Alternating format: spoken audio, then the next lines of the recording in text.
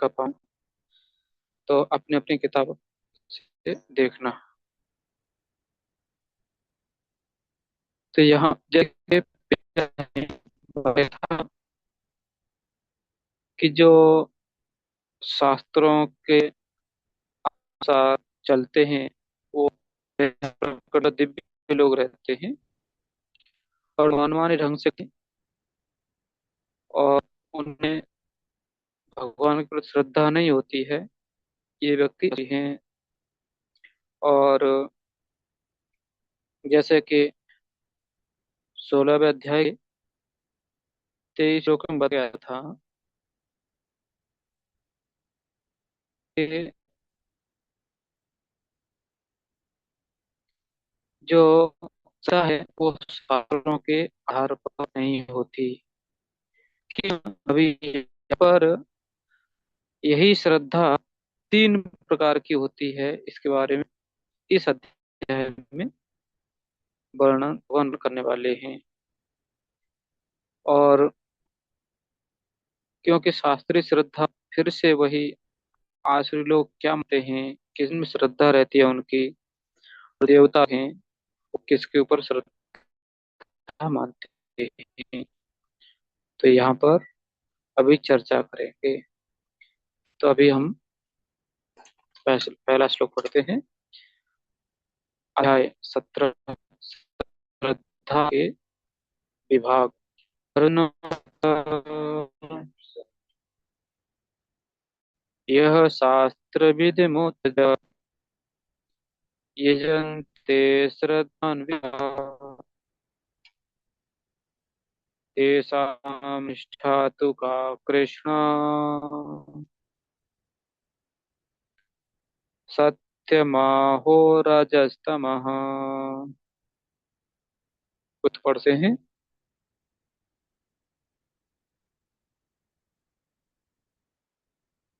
हरे कृष्णा। प्रभु जी मैं पढ़ूं? यस माता जी, पढ़िए। अर्जुन ने कहा, हे कृष्ण, जो लोग शास्त्र के नियमों का पालन न करके अपनी कल्पना के अनुसार पूजा करते हैं, उनकी स्थिति कौन सी है? वे सतोगुणी हैं, रजोगुणी हैं या तमोगुणी? तात्पर्य श्रील प्रभुपाद जी द्वारा।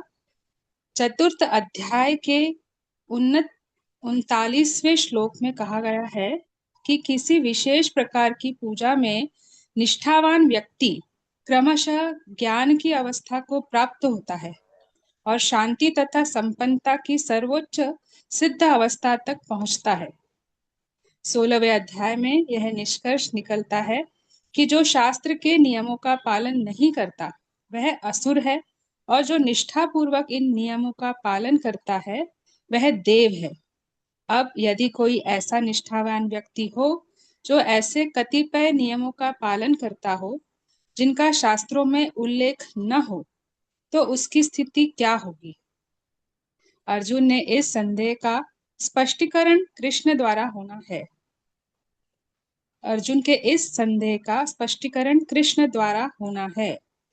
क्या वे लोग जो किसी व्यक्ति को चुनकर उस पर किसी भगवान के रूप में श्रद्धा दिखाते हैं, सतो रजो या तमोगुण में पूजा करते हैं, क्या ऐसे व्यक्तियों को जीवन की सिद्धावस्था प्राप्त हो पाती है? क्या वे वास्तविक ज्ञान प्राप्त करके उच्चतम सिद्ध अवस्था को प्राप्त हो पाते हैं? जो लोग शास्त्रों के विधि विधानों का पालन नहीं करते, किंतु जिनकी किसी पर श्रद्धा होती है और जो देवी देवताओं तथा मनुष्यों की पूजा करते हैं, क्या उन्हें सफलता प्राप्त होती है? अर्जुन इन प्रश्नों को श्री कृष्ण से पूछ रहा है। हरे कृष्णा। धन्यवाद प्रभु जी। धन्यवाद माता जी। तो यहाँ पर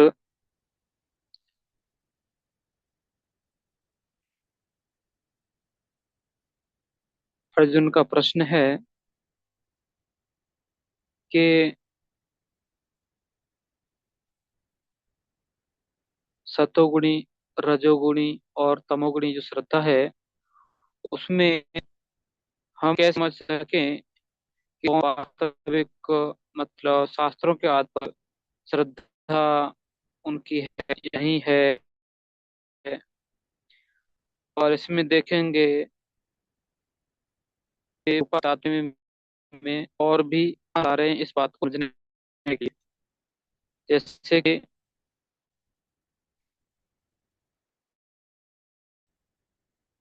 एक तो क्या है कि क्या लोग जो किसी व्यक्ति को चुनकर उस पर भगवान की भक्ति में पाते हैं। तो इसका उदाहरण कोई बता सकता है कि किसी व्यक्ति है या मतलब शास्त्रों के आधार पर उसके बारे में ऐसा नहीं बताया गया कि भगवान है, लेकिन लोग क्या करते हैं उनकी पूजा अर्चना करने लगते हैं, कुर्बान मानने लगे हैं। तो आजकल ये बहुत से हैं, उनमें से आप लोग किसी का नाम बता सकते हैं कोई भी?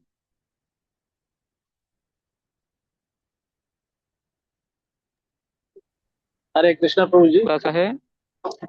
हाँ ये। आसाराम बापू। आसाराम बापू जी ने क्या वो अपने आप को भगवान समझ, अभी जेल में है। हम्म। हम्म। और कोई है? तो जी हरे कृष्ण प्रणाम। जी प्रभु। प्रभु जी हिरण्यकशिपु। हाँ, लेकिन यहाँ पर थोड़ा सा अलग है। ये उसको भगवान मान- लेकिन आजकल के लोग जिसको भगवान मान के पूजा करते, क्या होता है कुछ तो स्वयं चित भगवान भगवान है ऐसा स्वयं बोलते हैं। इधर से क्या बोलते हैं, बोल रहे थे हम भगवान हैं, भगवान के रूप में पूजा करो, है ना। जैसे अभी राजा बेन भी था ना, उसको भी वो बोल रहा था भगवान वगैरह कोई नहीं, न मैं हूँ, मतलब मैं भगवान का प्रतिनिधि हूँ, इसलिए हमारी पूजा कीजिए, प्रतिनिधि तो मैं ही बोल गए थे। लेकिन यहाँ पर प्रभुपाद जी ने लोग एक व्यक्ति को सामर्थ्य है, सामान्य उसका जन्म था, लेकिन उसको भगवान मानते हैं, मतलब उसने कुछ चमत्कार दिखा दिया, कुछ प्राप्त की। इससे क्या हो जाता है कि लोगों ने उनको भगवान मानना चालू किया है। तो ऐसे सबसे आजकल हैं, सिर्फ दो नाम से नहीं, आजकल देखेंगे तो बहुत से बाबा वगैरह ये लोग हैं। तो हमेशा ही मतलब होता है कि भगवत गीता पर चर्चा करेंगे, भगवत गीता पर प्रवचन करेंगे, भगवत गीता लोगों को दिखाएंगे सब ये, लेकिन भगवान कृष्ण के बारे में नहीं बताएंगे। तो मतलब प्रभुपाद जी जो लिखा है आजकल भी बहुत सा ऐसा आपको दिखेगा। दूसरा देखेंगे कि अभी यहाँ से आगे मतलब भगवान जो उत्तर देने वाले हैं उसमें जो प्रमाणिक रूप शास्त्रों का अध्ययन करते हैं और शास्त्रों में प्रमाणित भगवान की वो पूजा करते हैं, ये लोगों के लिए बर्डन आएगा। फिर बाद में जो शास्त्रों के नियमों को त्याग देते हैं और वादों को करते हैं, तो ऐसे भगवान दो से अगर लोगों को बताने में। तो अभी हम दूसरे पर चलेंगे। श्री भगवान वाच,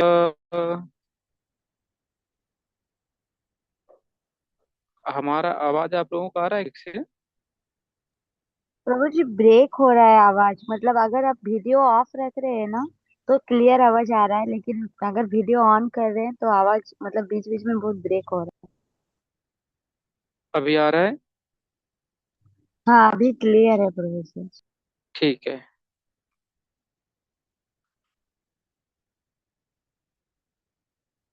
त्रिविधा भवती श्रद्धा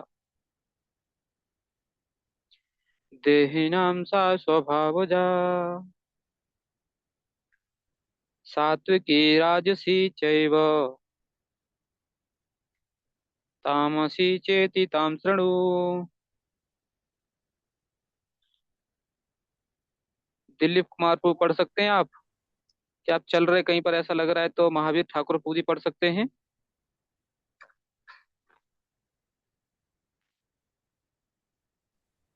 हरे कृष्ण प्रभु, दंडवत प्रणाम। दंड प्रणाम प्रभु जी, पढ़िए।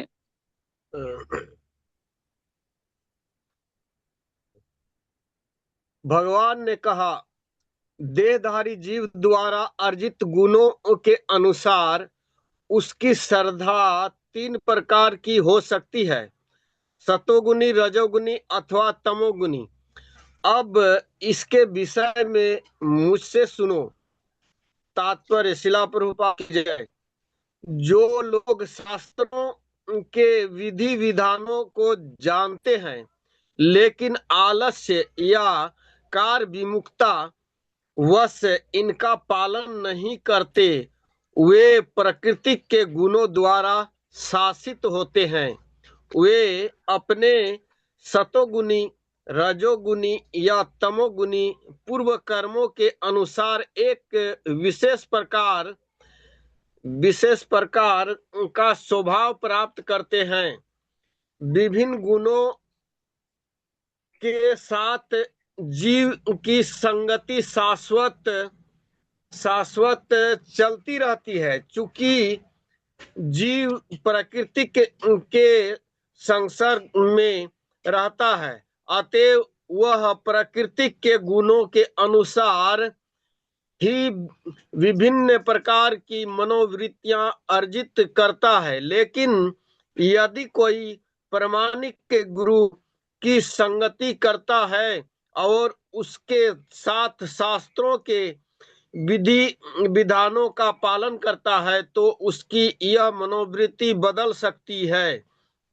वह क्रमशः अपनी किस स्थिति तमोगुण से सतोगुण या रजोगुण से सतोगुण में परिवर्तन कर सकता है। कहने का तात्पर्य यह है कि प्रकृति के किसी गुण विशेष में अंधविश्वास करने से ही व्यक्ति सिद्धि प्राप्त नहीं कर सकता। उसे प्रामाणिक गुरु की संगति में रहकर बुद्धिपूर्वक बातों पर विचार करना होता है, तभी वह उच्चतर गुण की स्थिति को प्राप्त हो सकता है। दंडवत प्रभु, हरे कृष्ण। धन्यवाद जी। यहाँ पर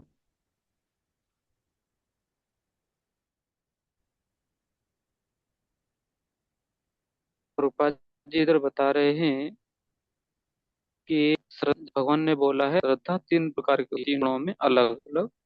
लेकिन यहाँ पर तात्पर्य में रूपा जी एक मुख्य बात कहते हैं कि आप ये मत सोचो कि किसी एक में आ गए, जैसे बोलते हैं कि हम सतोगुण में आ गए तो हमारी तो श्रद्धा अच्छी है।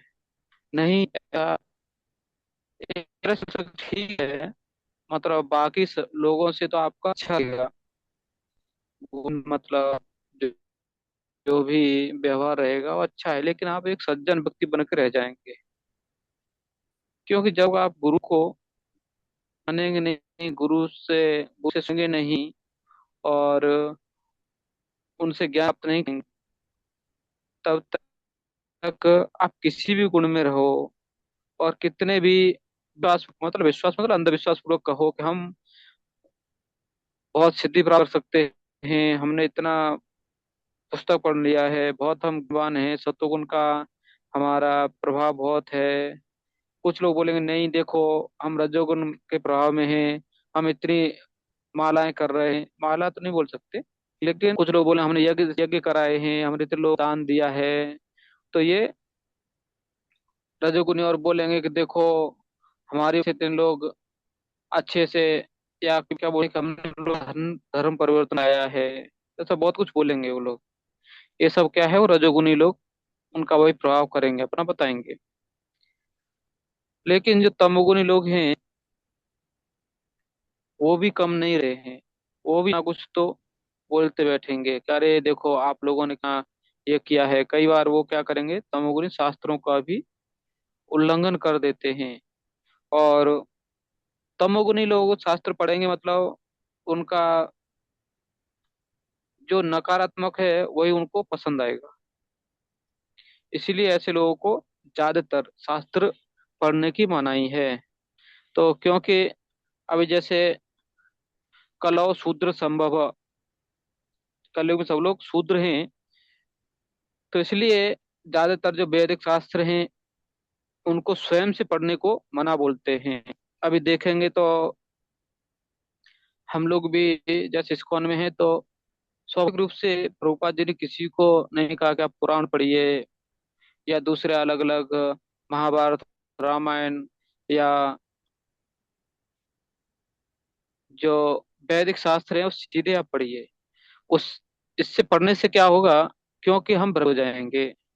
इसलिए आप देखेंगे कि ज्यादातर सब लोग क्या करते हैं, साथ में मिलकर पढ़ते हैं। नहीं तो जो काउंसलर है, जो उन्नत भक्त है, वो एक को समझाएगा, भले ही वो रामायण से बताए, महाभारत से बताए, भागवत से बताए, किसी पुराण से बताए।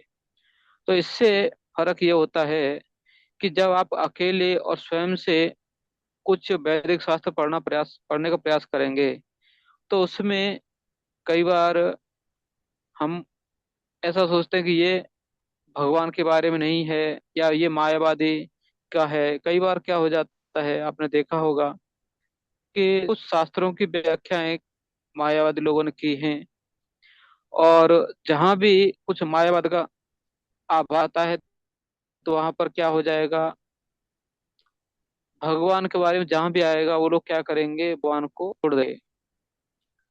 तो वहां पर हम मतलब कहीं जाएंगे, करने जाएंगे, हम भक्ति छोड़ देंगे और उन लोगों का सोचेंगे कि नहीं ये अच्छा है। तो इसलिए कोई भी गुण में रहो आप, और लेकिन वो क्या है, यहाँ विश्वास ही बताया जाएगा, आपका अंधश्रद्धा ही बोलेंगे सब लोग। क्योंकि ज्ञान प्राप्त करने का एक ही मार्ग है, वो है गुरु। और उसको आप छोड़ रहे हैं, गुरु के से श्रवण नहीं करना चाहते, आपसे मनमानी से पचाते हैं। हाँ, जैसे आप कोई पुराण है वो आप मनमानी पढ़ेंगे तो उनका अर्थ आपको समझ में नहीं आएगा। लेकिन प्रभुपाद की जो बुक्स हैं वो आप अकेले भी पढ़ेंगे तो वो क्या है, क्योंकि वो प्रभुपाद अपनी दृष्टि द्वारा आपको समझाना चाहते हैं, तो आपको अच्छा लगेगा और आप आगे भक्ति में प्रगति भी कर पाएंगे। नहीं तो आप कुछ भी पढ़ो, अलग अलग ग्रंथ जो प्रभुपाद ने नहीं दिए हमें, तो बाहर के जो भी ग्रंथ हैं वो अंत में क्या करेंगे, भगवान के प्रति अंधविश्वास भी पैदा करेंगे। बस हमारा श्रद्धा कम ही होगा, बढ़ेगा नहीं। क्योंकि आजकल देखें, कोई भी संस्था या कोई भी देवस्थान देखेंगे, जहाँ भी मंदिर वगैरह हैं, वो लोग ज्यादातर कल मायावादी भाष्य ही पढ़ रहे हैं, मायावादी ही सुनते हैं।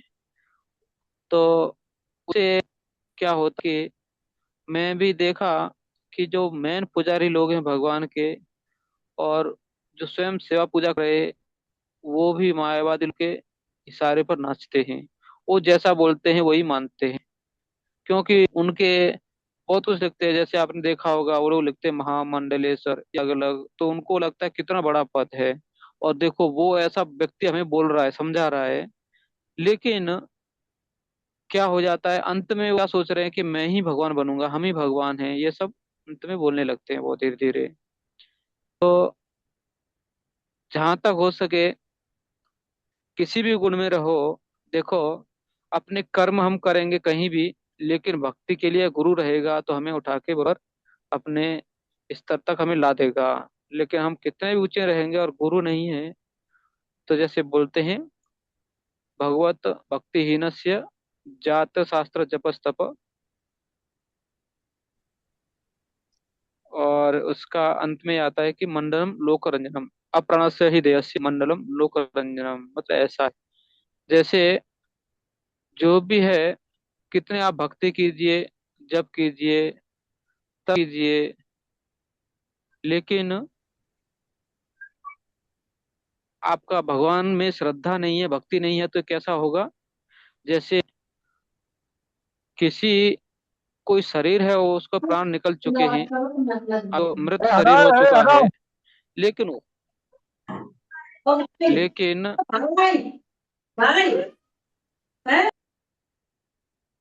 लेकिन उस उनमें कोई श्रद्धा, मतलब उसको सजा रहे लोग, जैसे आपने देखा होगा अर्थी जब निकालते हैं ना, तो उनको बहुत सजावट कर दे, फूल लगाते हैं उनको, जो शव रहता है उसको भी उनका चश्मा पहनाते हैं, तिलक लगाते हैं, या जो भी उनका श्रृंगार वगैरह लोग कर देते हैं। तो उससे होता क्या है, थोड़ा जो जनता है या जो पब्लिक है वो बहुत, अरे वो देखता है, अरे देखो देखो उसको किस सजाया है, वो मूर्ति कितना सजाया है, लेकिन वो तो मर गया ना अभी, उसका फायदा क्या है। तो ऐसा है कि अगर कितना भी अच्छा जाति में जन्म हो, कितना भी बड़ा परिवार हो, कुछ भी हो, लेकिन भगवत भक्तिहीन है तो सिर्फ क्या है, हमारा जो मृत शरीर को सजाने जैसा ही वो कार्य करता, दूसरा कुछ नहीं। और ज्यादातर जैसे देखेंगे हम लोग, यहाँ पर एक शब्द प्रभुपाद जी बता रहे, अंधविश्वास, या फिर आपने देखा होगा, बाहर सुना होगा, अंधश्रद्धा निर्मूलन। इसमें वास्तव में देखेंगे तो वो खुद अंधश्रद्धा में रहते हैं, क्योंकि इतने शास्त्र हैं, इतने मंदिर हैं, और इतने पंडित हैं, इतने तीर्थ स्थान हैं, सब चिल्ला चिल्ला के बोल रहे हैं कि ये क्या है, ये वास्तविकता है, वास्तविकता है, वास्तविकता है। लेकिन कुछ अराजक तत्व जो रहते हैं, वो लोग क्या सोचते हैं, नहीं नहीं नहीं नहीं, ये क्या था, ये देखो, और वो क्या करेंगे, कोई एक कार्य उठाएंगे या कोई एक दुर्घटना को उठाएंगे, वो बोलेंगे तो आपके लोगों ने इस ये नियम पकड़ के ये बोला। तो ये कैसा हो जाता है समझो, किचन में झगड़ा हो जाता है और किसी को चाकू मार देते लोग। तो चाकू मारने से क्या, अभी वो उदाहरण देखो, किचन में झगड़ा हो गया था, चाकू मारा था उसने, इसलिए हम क्या करेंगे, अभी किचन में चाकू बैन कर देंगे, चाकू किचन में नहीं जाना चाहिए, घर में किसी में चाकू नहीं रखना चाहिए। क्यों? क्योंकि चाकू से लोग एक दूसरे पर हमला कर देते हैं। अरे हमला करते ठीक है, लेकिन सब्जी कैसे कटिंग करेंगे, उसका उपयोग तो चल रहा है ना, उसका उपयोग होना चाहिए। तो ये लोग कैसा है कि कुछ चीजों को पकड़ लेते हैं, मतलब उसका तोड़ मरोड़ के वो दिखाना चाहते हैं। जैसे एक व्यक्ति था, वो अपने, मतलब श्रद्धा, उस किसी धर्म में अलग श्रद्धा थी उसकी, तो वो सबको बोल रहा था, देखो देखो हमारे भगवान हैं, अनित्य नहीं, और आपके भगवान देखो मूर्ति है आपकी, तो अगर भगवान है तो चलो देख डाल के देखते हैं, जिसके भगवान ऊपर आ जाएंगे वो उसमें है, नहीं तो हम छोड़ देंगे नीचे। ठीक है। तो उन्होंने क्या किया, अपने, मतलब उनके जो भगवान थे उनको पानी में छोड़ा, और भगवान की मूर्ति भी नीचे छोड़ी। तो जैसे कि स्वाभाविक होता है कि साधारणतः मूर्ति पत्थर की रहती है, तो पानी में तो पत्थर तैरने वाला है नहीं, और जो उनकी थी मूर्ति वो लकड़ी की थी, तो स्वाभाविक पानी में लकड़ी तैरेगी। तो ये क्या हो जाता है, साधारण जनता को लोग भ्रमित कर देते हैं। लेकिन कोई व्यक्ति था जो बहुत समझ चुका कि ये लोग कैसे लोगों की श्रद्धा तोड़ रहे हैं, तो उन्होंने, वो अगले गांव पहुंच जाता उनसे पहले, और से उनका वही एक ही पैटर्न था, देखो आपके भगवान होंगे तो पानी से निकल के आएंगे, हमारे भगवान है, देख डाल के देखते हैं। तो जैसे ही उनकी मूर्ति पानी के ऊपर आई, तो ये व्यक्ति ने क्वेश्चन किया कि भाई देखो बहुत अच्छा है आपने ये उदाहरण दिया है, लेकिन हम और एक परीक्षा करना चाहते हैं। तो बोले कि क्या करेंगे, बोले कि चलो अभी हम अग्नि में डाल के देख लेते हैं एक बार। अभी पानी में डाल के देख लिया, अभी अग्नि में देखते हैं किसकी भगवान देंगे, तो जो भगवान होंगे निकल आएंगे। तो मतलब उनको कैसा है कि उनकी भाषा में कभी कभी जवाब देना पड़ता है, तो ये हमें समझना चाहिए। नहीं तो क्या होगा कि श्रद्धा उनकी है किसी दूसरे में, लेकिन क्या हो जाता है, वो अपने हम लोगों को अंधश्रद्धालु बताते हैं, और कुछ नहीं।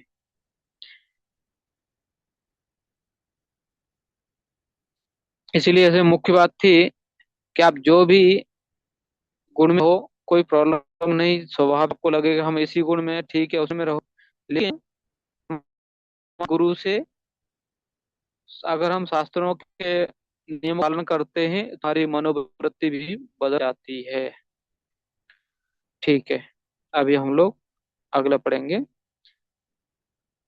सत्त्वानुरूपा सर्वस्य श्रद्धा भवति भारत। श्रद्धायोऽयं पुरुषो यो यच्छ्रद्ध स एव स। अरे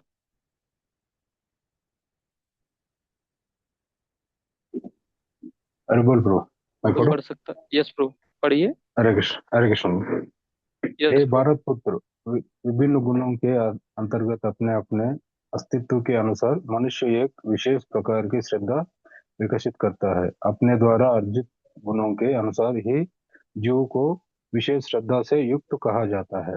तात्पर्य ब्रो, प्रत्येक व्यक्ति में चाहे वह जैसी भी हो, एक विशेष प्रकार की श्रद्धा पाई जाती है, लेकिन उसके द्वारा अर्जित स्वभाव के अनुसार उसकी श्रद्धा उत्तम सतोगुणी, राजस रजोगुणी अथवा तामसी कहलाती है।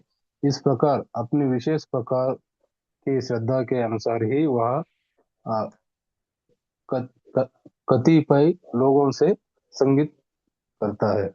अब वास्तविक तथ्य तो यह है कि जैसा 15वें अध्याय में कहा गया है, प्रत्येक जीव परमेश्वर का अंश है। अतएव वह मूलतः इन समस्त गुणों से परे होते हैं। लेकिन जब वह भगवान के साथ अपने संबंध को भूल जाता है और श्र- बद्ध जीव बद्ध जीवन में भौतिक प्रकृति के संसर्ग में आता है, तो वह विभिन्न प्रकार की प्रकृति के साथ संगति करके अपना स्थान बनाता है। इस प्रकार से प्राप्त कृत्रिम श्रद्धा तथा अस्तित्व मात्र भौतिक होते हैं। भले ही कोई किसी धारणा या देहात्म बोध द्वारा प्रेरित हो, लेकिन मूलतः वह निर्गुण या दिव्य होता है। अतएव भगवान के साथ अपना संबंध फिर से प्राप्त करने के लिए उसे भौतिक कलमश से शुद्ध होना पड़ता है। यही एकमात्र मार्ग है निर्भय होकर कृष्ण भवनामृत में लौटने का। यदि कोई कृष्ण भवनामृत में स्थित हो तो उसका सिद्धि प्राप्त करने के लिए वह मार्ग प्रशस्त हो जाता है। यदि वह आत्म साक्षात्कार के इस पद को ग्रहण नहीं करता तो वह निश्चित रूप से प्रकृति के गुणों के साथ बह जाता है। इस श्लोक में श्रद्धा शब्द अत्यंत सार्थक है। श्रद्धा मूलतः सतोगुणों से उत्पन्न होती है। मनुष्य की श्रद्धा किसी देवता, किसी कृत्रिम ईश्वर या मनोधर्म में हो सकती है, लेकिन प्रबल श्रद्धा सात्विक कार्यों से उत्पन्न होती है। किंतु भौतिक बद्ध जीवन में कोई भी कार्य पूर्णतः शुद्ध नहीं होता है। वे सब मिश्रित होते हैं। वे शुद्ध सात्विक नहीं होते हैं। शुद्ध सत्व दिव्य होता है। शुद्ध सत्व दिव्य होता है। शुद्ध सत्व में रहकर मनुष्य भगवान के वास्तविक स्वभाव को समझ सकता है। जब तक श्रद्धा पूर्णतः सात्विक नहीं होती, तब तक वह प्रकृति के किसी भी गुण से दूषित हो सकती है। प्रकृति के दूषित गुण हृदय तक फैल जाते हैं। अतएव किसी विशेष गुण के संपर्क में रहकर हृदय जिस स्थिति में होता है, उसी के अनुसार श्रद्धा स्थापित होती है। यह समझना चाहिए कि यदि किसी का हृदय सतोगुण में स्थित है तो उसकी श्रद्धा भी सतोगुणी है। यदि हृदय रजोगुण में स्थित है तो उसकी श्रद्धा रजोगुणी है, और यदि हृदय तमोगुण में स्थित है तो उसकी श्रद्धा तमोगुणी होती है। इस प्रकार हमें संसार में विभिन्न प्रकार के श्रद्धाएं मिलती है, और विभिन्न प्रकार के श्रद्धाओं के अनुसार विभिन्न प्रकार के धर्म होते हैं। धार्मिक श्रद्धा का असली सिद्धांत सतोगुण में स्थित होता है। लेकिन लेकिन चुप चुप चुप सुखी हृदय कलुषित रहता है। अतएव विभिन्न प्रकार के धार्मिक सिद्धांत पाए जाते हैं। श्रद्धा की विभिन्नता के कारण ही पूजा भी भिन्न भिन्न प्रकार की होती है। हरे कृष्ण। धन्यवाद प्रभु जी। तो यहाँ पर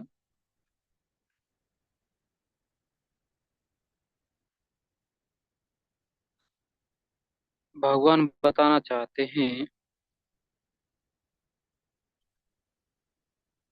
कि अपने अपने अस्तित्व के अनुसार, मतलब हम जिस भी जैसे वातावरण में पल रहे हैं उसके अनुसार ही हमारी श्रद्धा आगे बढ़ती है। लेकिन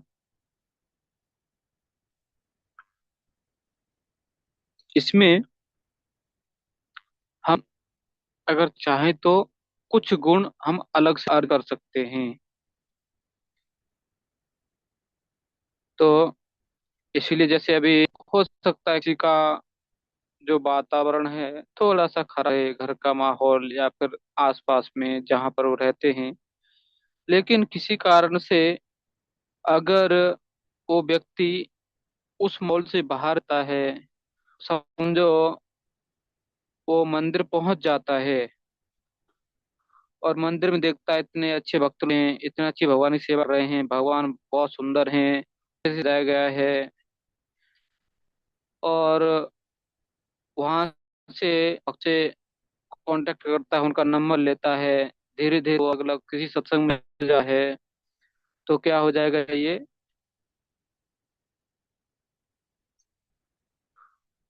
उसकी श्रद्धा बदल भी सकती है। क्योंकि वो जो उनको दिख रहा है या जिसका वो मार्गदर्शन ले रहा है वो अभी शुद्ध भक्ति के मार्ग पर है। लेकिन जो माहौल था उसके आसपास का, अगर भक्ति भक्ति का नहीं है समझो, फिर भी वो भक्त बनेगा, क्योंकि संबंध किससे हो गया है, एक शुद्ध भक्त से हुआ उसका। तो जो शुद्ध भक्त की श्रद्धा है धीरे धीरे उस पर प्रभाव डालना जो करेगी, वो प्रभावित होगा। इसलिए यहाँ पर मेन है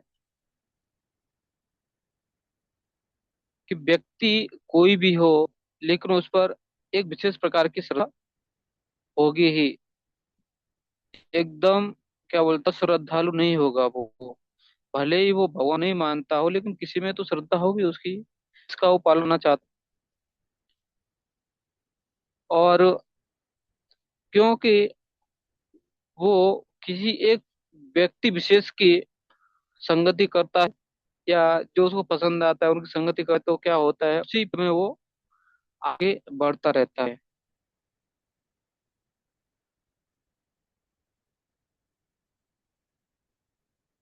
लेकिन जब वो असत्संग करता है कभी कभी, तो क्या होगा, वो चाहे भक्तों घर में रहे, भक्तों के साथ रहता हो ही, लेकिन वो अभक्त जैसा व्यवहार करेगा। क्योंकि अभी क्या है, उसकी जो संगति है वो पार वालों की है।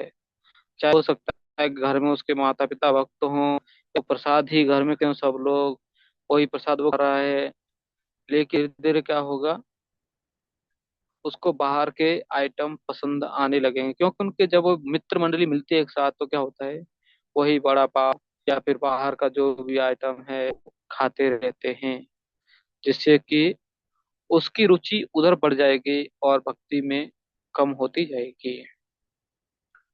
इसलिए इसमें मुख्य है कि ये न किन प्रकार जब तक हम भगवान से अपना संबंध समझेंगे, जानते रहेंगे, तो हम भक्तों से जुड़ेंगे। मतलब जो भी सतोगुनी लोग हैं या फिर जो भगवान से प्रत्यक्ष रूप से संबंधित हैं, उनसे उसकी संगति बढ़ेगी और धीरे धीरे वो भक्त बनेगा।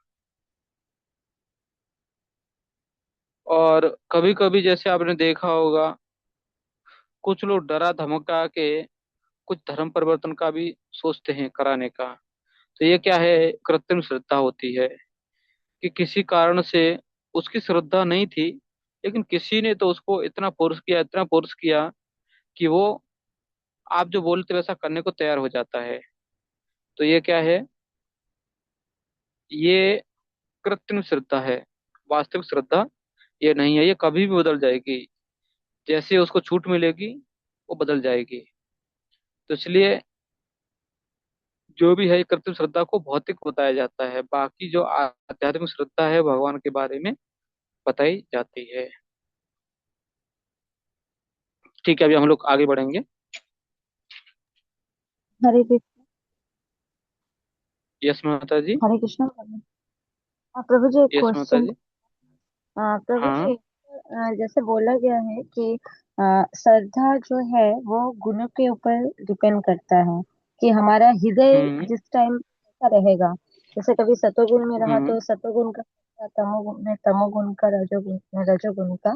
तो मेरा क्वेश्चन था, ये जो हम्म। श्रद्धा है, श्रद्धा तो तीनों गुणों के अंदर नहीं पड़ते हैं ना, श्रद्धा तो तीनों गुणों से ऊपर रहते हैं प्रभु जी। नहीं, अभी इसमें आगे बढ़ेंगे भगवान। इस प्रकार है, ना, वो तीन प्रकार की कैसे बांटी गई है वो आगे आएंगे वहाँ।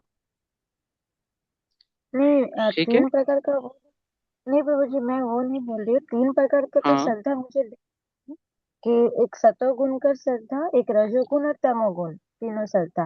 लेकिन हम्म। मैं बोल हम्म। सिर्फ श्रद्धा के बारे में बोल रही हूँ। ये श्रद्धा क्या ये तीन गुणों के अंदर मतलब आते हैं, या वो तो हमारा प्रकृति के साथ जैसा, मतलब हम आते हैं प्रकृति के जैसे संसर्ग में, जैसे आप बोले कि हम जैसे एसोसिएशन करेंगे वैसा ही श्रद्धा हमारा उत्पन्न होता है। लेकिन श्रद्धा जो हम्म। है वो तो सबसे ऊपर रहता है ना, तीनों गुणों से ऊपर।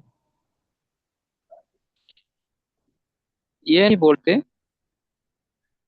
क्योंकि जैसे अभी को पसंद है, जो हम लोग लेते हैं वो पसंद है।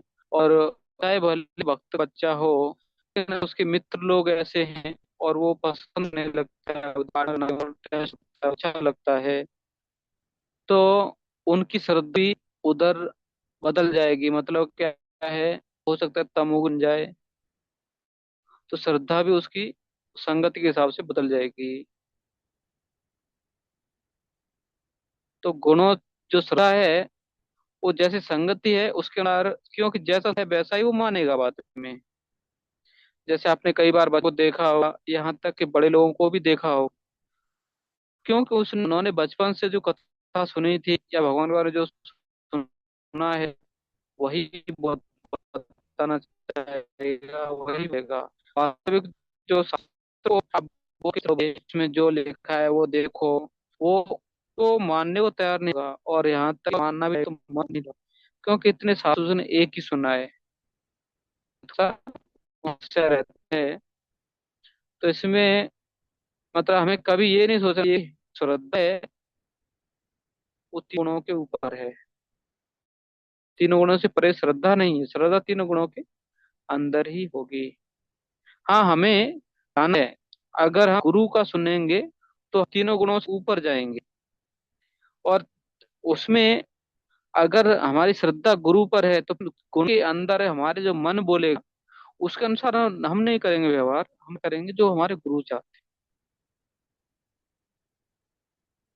ठीक है माता जी।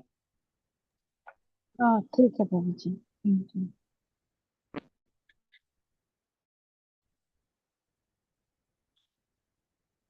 ठीक है, पकड़ सकते हो।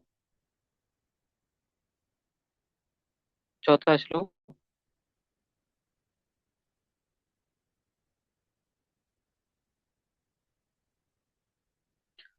कीर्तन पढ़ते हैं।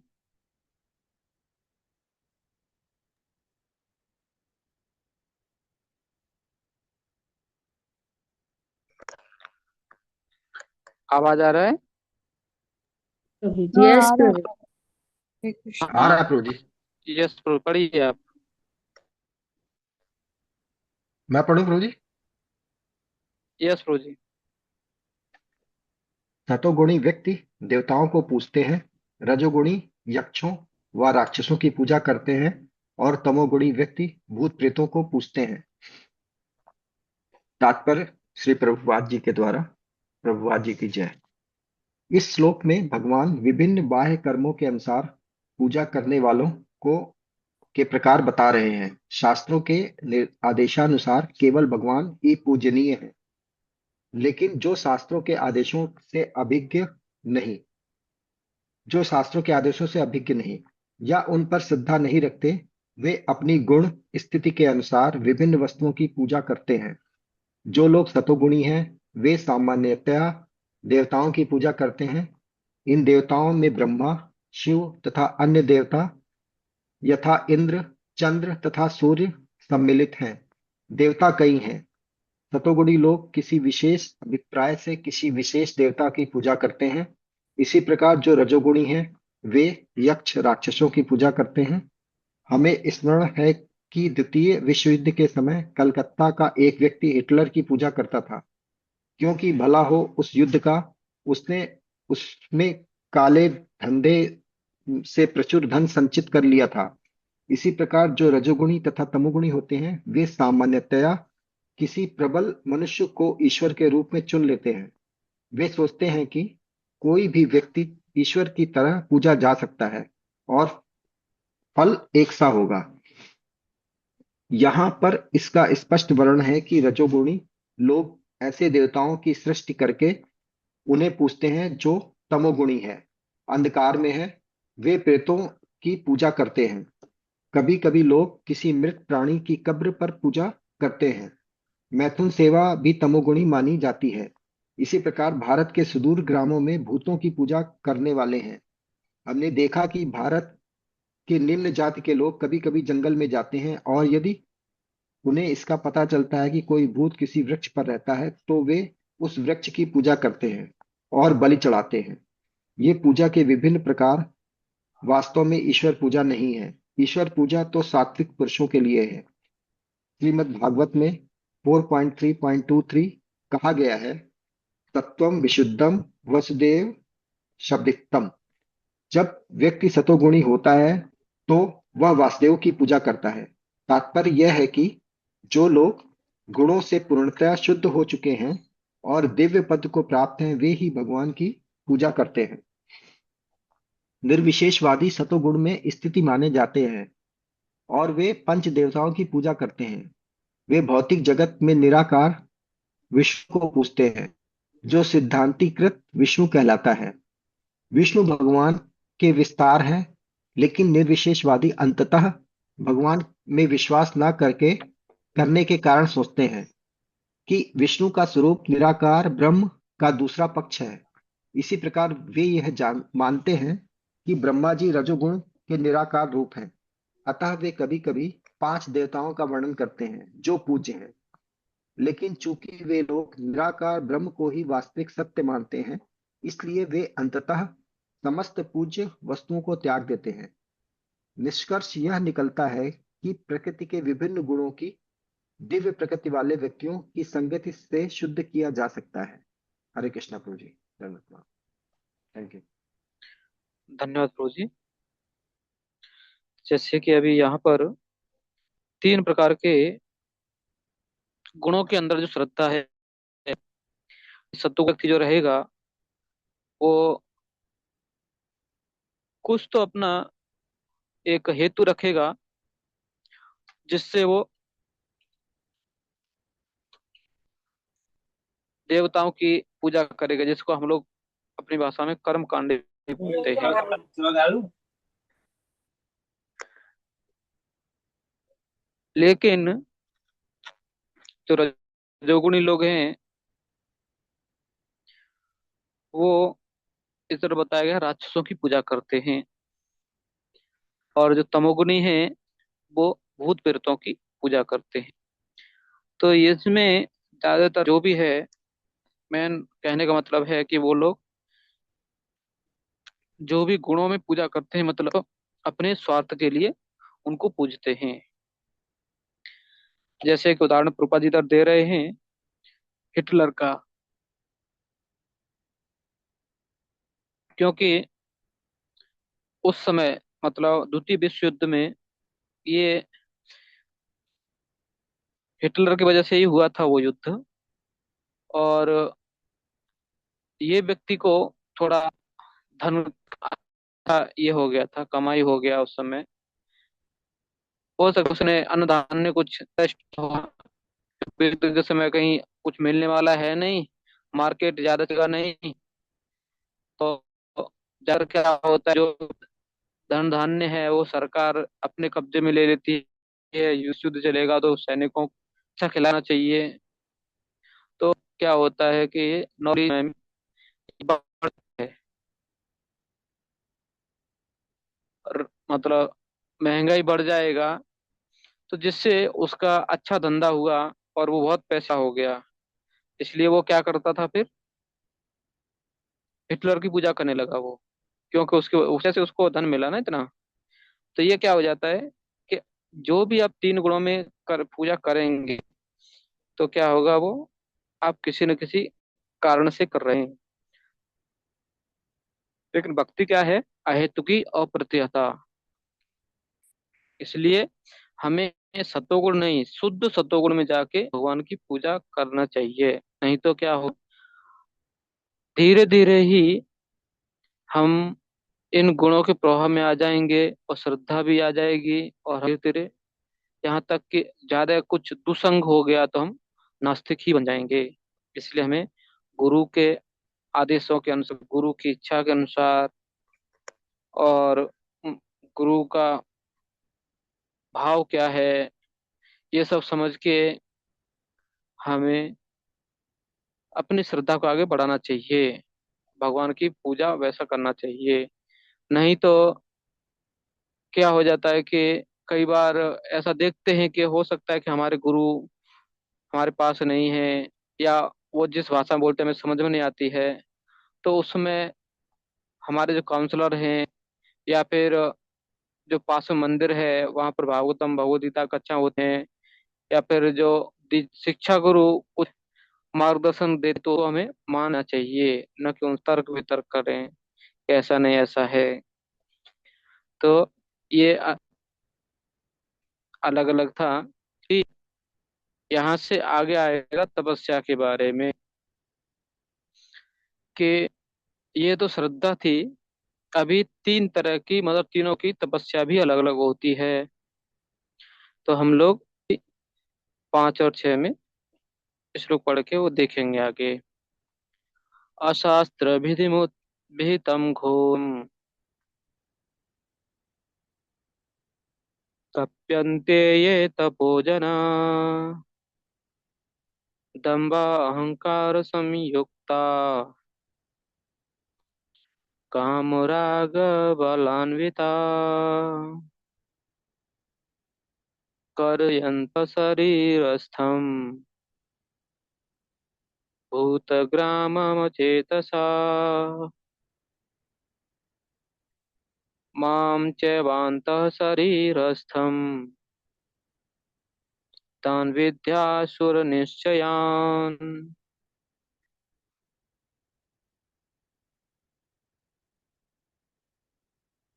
कोई भक्त पढ़ सकता है? मैं पढ़ूं प्रभु जी? यस अजी। ठीक है, हरे कृष्णा। जो लोग दंभ तथा अहंकार से अभिभूत होकर शास्त्र विरुद्ध कठोर तपस्या और व्रत करते हैं, जो काम तथा आसक्ति द्वारा प्रेरित होते हैं, जो मूर्ख हैं तथा जो शरीर के भौतिक तत्वों को तथा शरीर के भीतर स्थित परमात्मा को कष्ट पहुंचाते हैं, वे असुर कहे जाते हैं। तात्पर्य श्री प्रभुपाद के द्वारा। कुछ पुरुष ऐसे हैं जो ऐसी तपस्या की विधियों का निर्माण कर लेते हैं जिनका वर्णन शास्त्रों में नहीं है।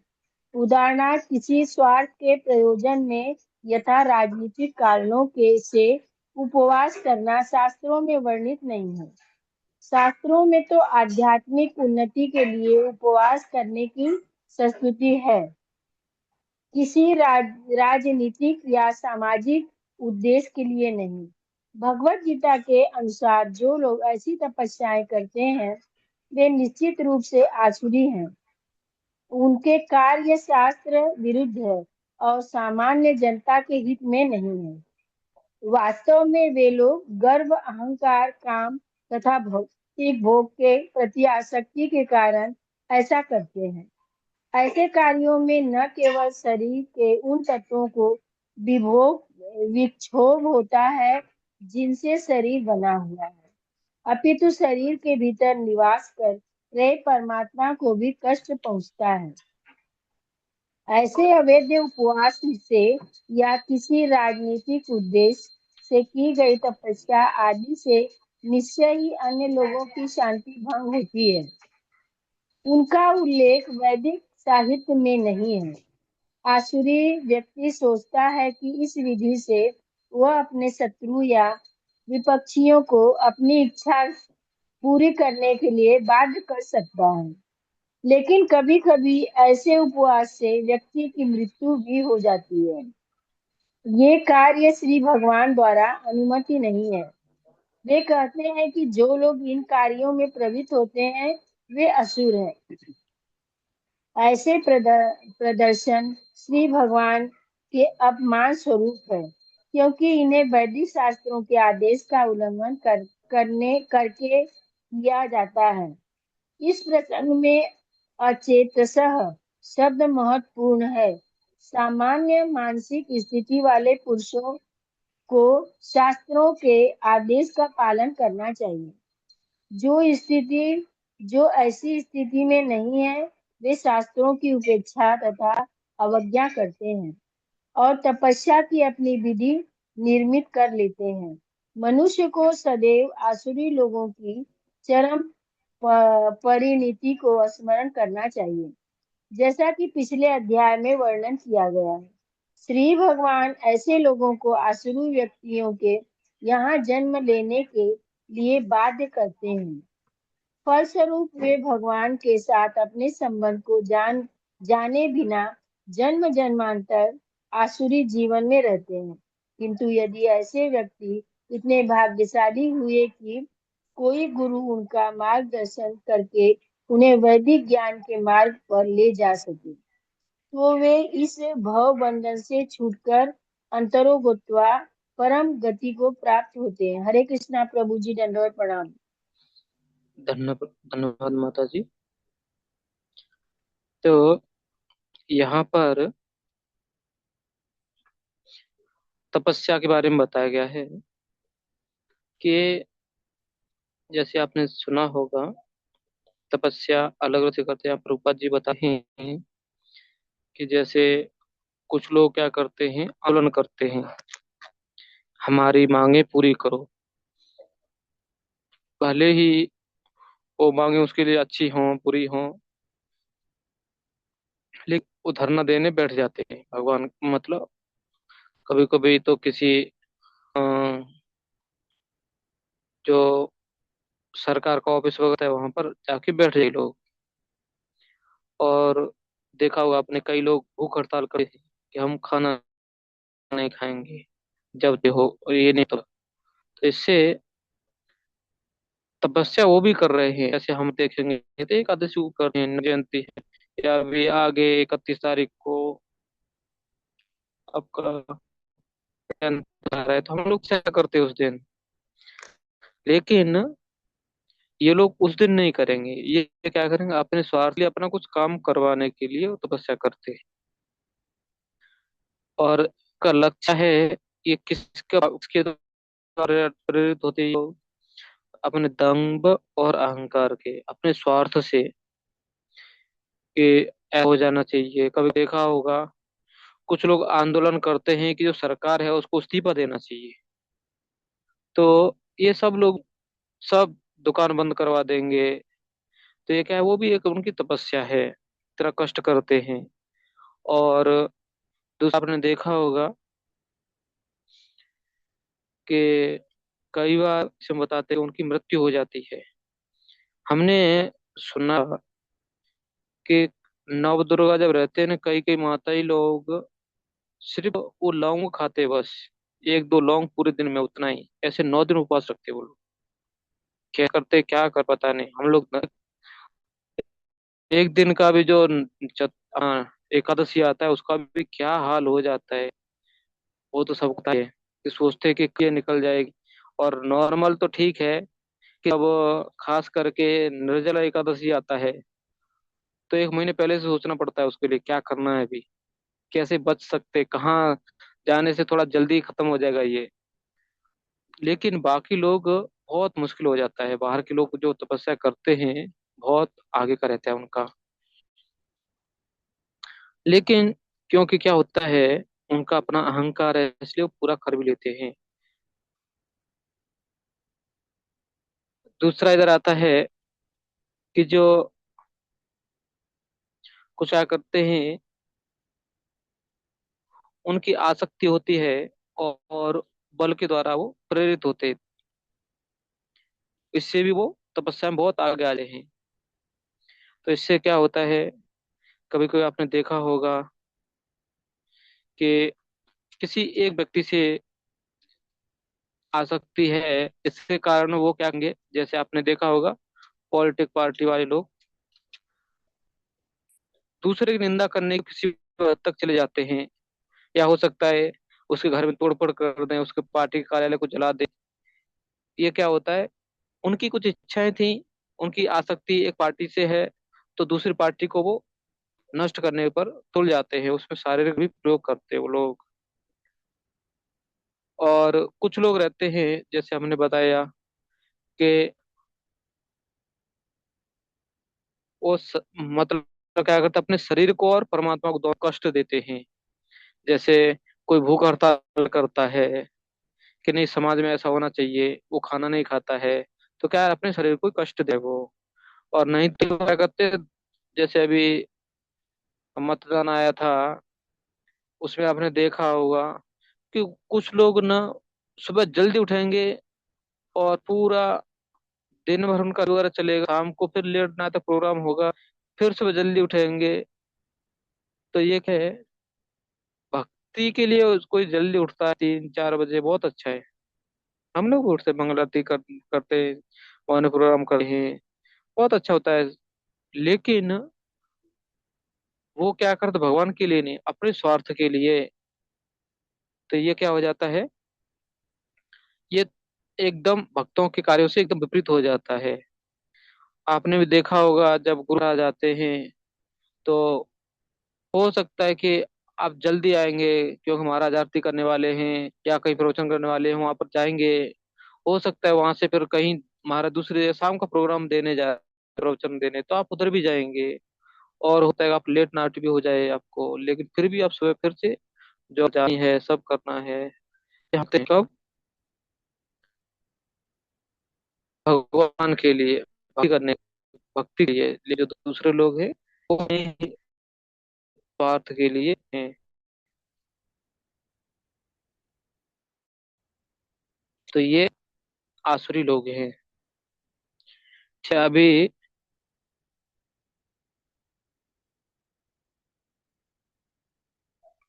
आगे वाला 7वां श्लोक,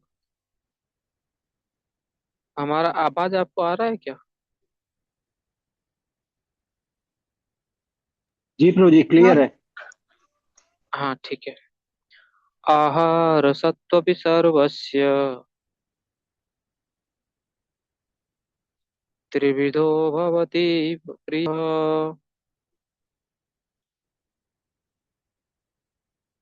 यज्ञस्तपस्तथा दानम्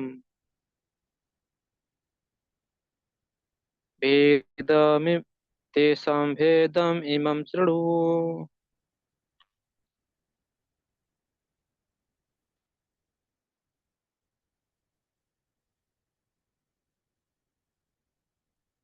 कोई पढ़ सकता है?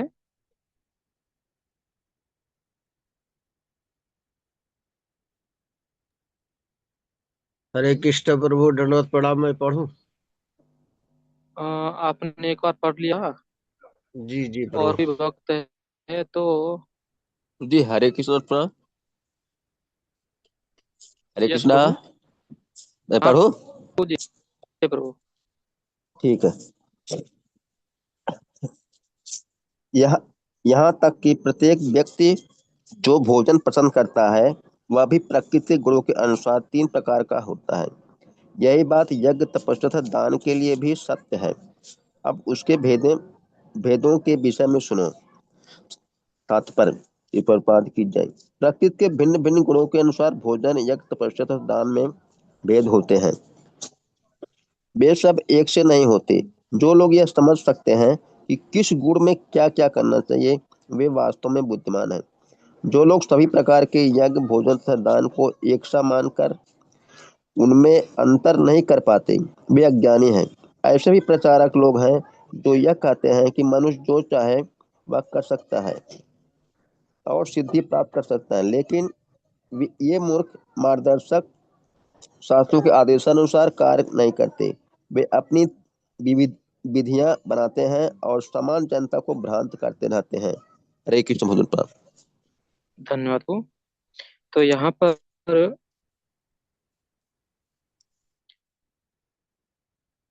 भगवान बता रहे हैं कि भोजन, यज्ञ और तपस्या, दान, ये चारों ही तीनों गुणों के अनुसार अलग अलग होते हैं। तो अभी इसके बारे में भगवान आगे बताएंगे।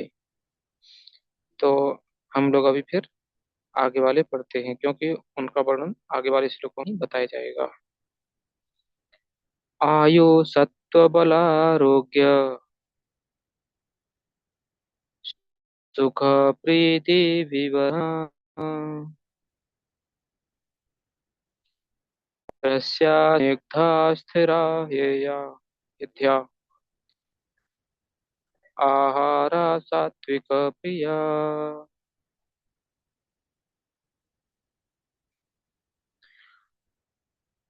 अनुवाद।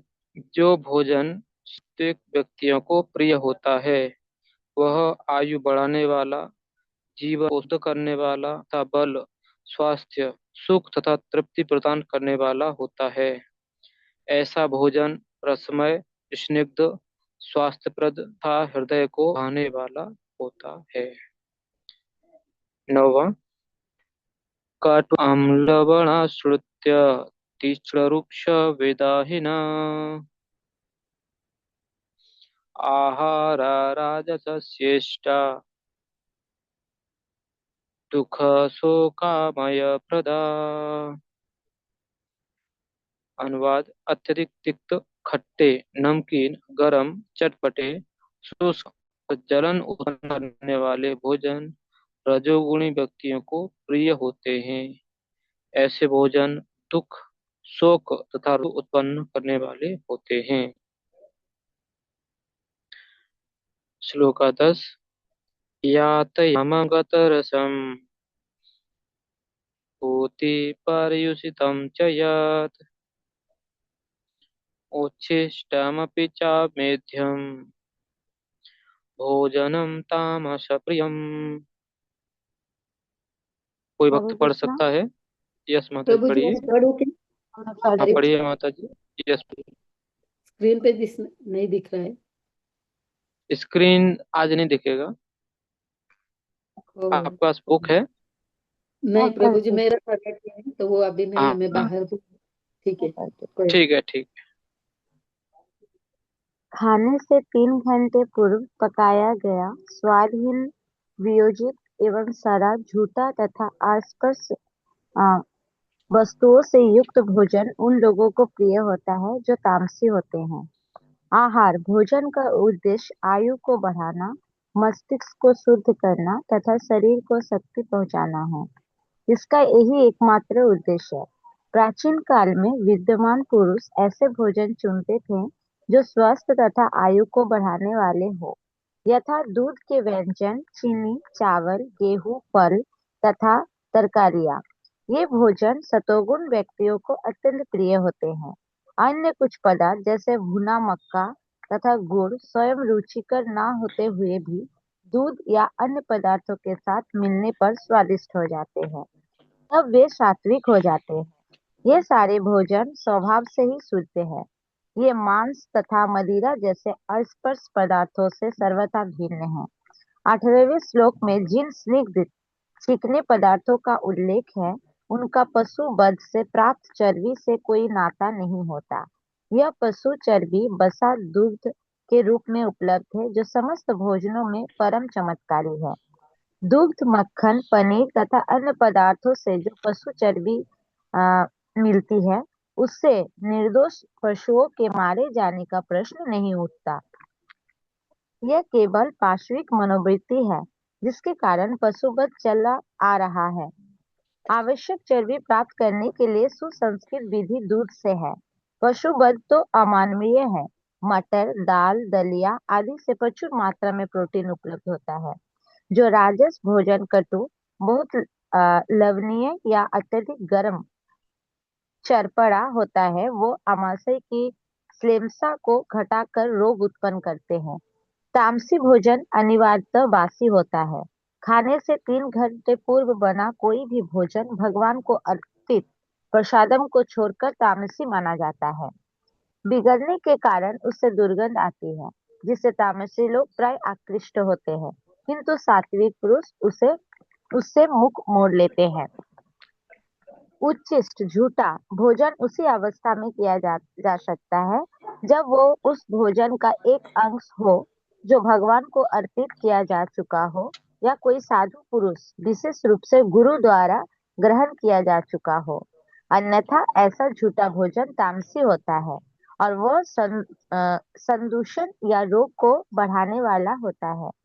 यद्यपि ऐसा भोजन तामसी लोगों को स्वादिष्ट लगता है, लेकिन सतोगुण उसे ना तो छूना पसंद करता है, ना खाना। सर्वोत्तम भोजन तो भगवान को समर्पित भोजन का उच्छिष्ट है। भगवद गीता में परमेश्वर कहते हैं कि वे तरकारियां, आटे तथा दूध की बनी वस्तुएं भक्ति पूर्वक भेंट किए जाने पर स्वीकार करते हैं। पत्रम पुष्पम फलम तोयम। निस्संदेह भक्ति तथा प्रेम ही प्रमुख वस्तुएं हैं जिन्हें भगवान स्वीकार करते हैं। लेकिन इसका भी उल्लेख है कि प्रसादम को एक विशेष विधि से बनाया जाए।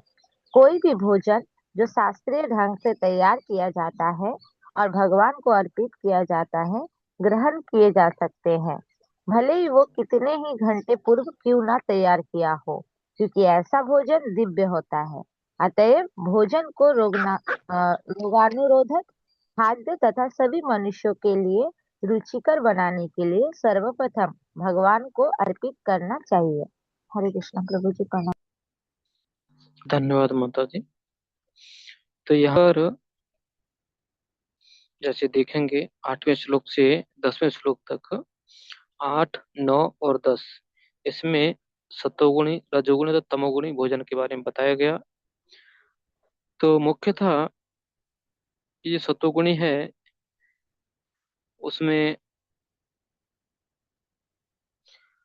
जैसे आयु, सत्व, बल, आरोग्य, सुख, रीति, विवर्धन, कि आयु बढ़ाए, शुद्धता हो, बल और स्वास्थ्य प्रदान करे, और सुख मिले और उससे तृप्ति मिले, ऐसा भोजन होता है, सतोगुणी होता है।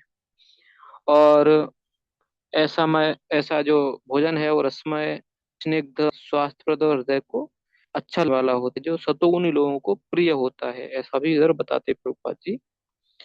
और 9 में जो रजोगुणी भोजन है उसके बारे में बताया गया है कि जो भोजन मतलब बहुत ही खट्टा, नमकीन, गरम नॉर्मल रहे तो अच्छा है, लेकिन बहुत ज्यादा ही गरम गरम लोग खाना पसंद करते हैं। कभी कभी देखेंगे तो मुंह जलते रहता है उनका, ऐसा हाथ में पकड़ नहीं पाते, एकदम गर्म है उनको। तो कभी कभी लोग चम्मच से खाना पसंद करते हैं, तो भी जलते रहता है। फिर तीखा, और इसको क्या बोल सकते हैं, चटपटा और रूखा, और जो क्या है जलन उत्पन्न करेगा, ऐसा क्या होता है, जो रजोगुणी लोग प्रिय होते हैं। और ऐसा जो भोजन है वो क्या करेगा, दुख, शोक और रोग उत्पन्न करता है वो। और जो तूनी भोजन है, कि यातयाम गतरसम, तो 3 घंटे पहले पकाया गया है और अभी उसका स्वाद ही चल गया है, मतलब क्या है, वो खराब हो चुका है, उसको मतलब दुर्गंध भी आ रहा है, और उसमें बस कीड़े पर डाले हैं, मच्छर बाग हैं। और दूसरा होता है कि वो जूठा, अगर जूठा हो या कोई मतलब अस्पृश्य वस्तु जैसे मांस, अंडा, ऐसा कुछ हो उसमें, जो हो हम जो पसंद नहीं कर से बना हुआ है वो, तो ऐसा भोजन क्या है, ये तमोगुणी लोगों को पसंद पसंद है। लेकिन यहाँ पर प्रभुपाद जी एक बात बताते हैं कि जो उच्छिष्ट भोजन है, अगर वो भगवान को भोग नहीं लगा है, शुद्ध भक्त का प्रसाद नहीं है वो, तो उसको हम पसंद नहीं करेंगे, चाहे वो भले ही सतोगुणी भोजन हो।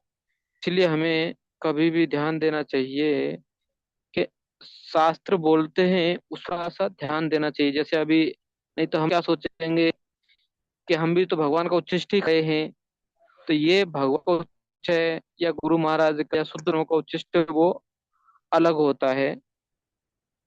लेकिन हमें सामान्यतः साधारण पब्लिक का झूठा नहीं होना चाहिए, इसके बारे में इधर गया है। ठीक, अभी हम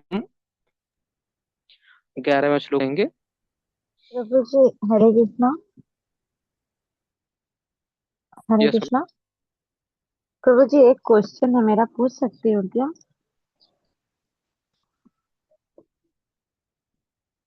हरे कृष्णा।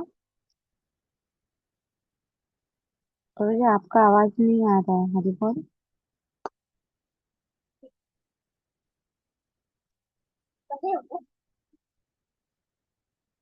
हरे कृष्णा। मेरा आवाज सबको आ रहा है क्या? इस माता जा रहा है सबको। ओ, प्रभु जी को नहीं आ रहा, पता नहीं क्या है।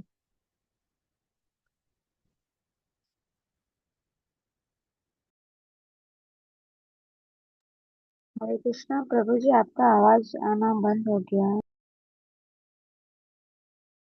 टेक्स्ट करना पड़ेगा, मैसेज किया तो समझ में।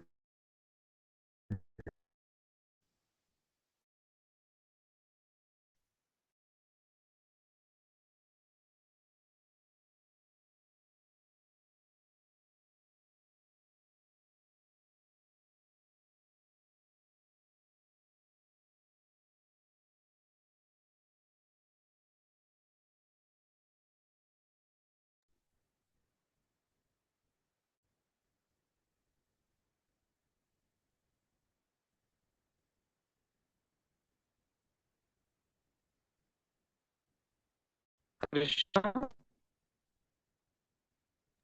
हरे हरे कृष्ण। प्रभु जी, आपको सुनाई दे रहा है अभी? आपका आवाज लेकिन बहुत ब्रेक, तो क्लियरिटी नहीं है आपके आवाज में।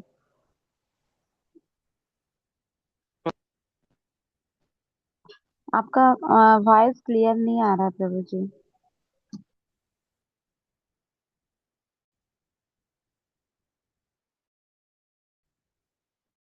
क्या बात है?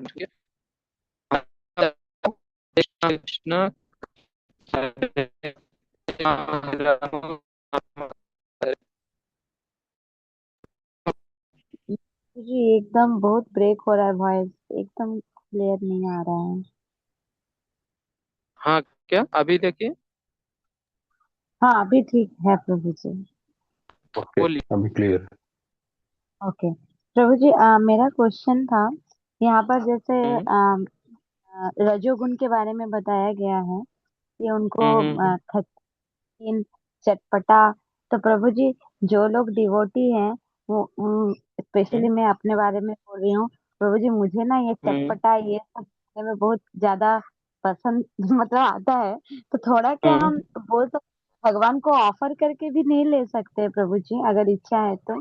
मतलब वो ऑफरिंग करके तो भगवान को देकर ले सकते हैं ना? हाँ, ले सकते हैं ना। ओके, मतलब भगवान को विदाउट ऑफरिंग जो बोल रहे हैं, अगर हम करते हैं तो वो रजोगुण के अंदर आता है। नहीं, कैसा है, अभी अगर हम देखेंगे कि हम जो खाना खाया प्रसाद ले, क्यों ले रहे हैं, ये क्या है,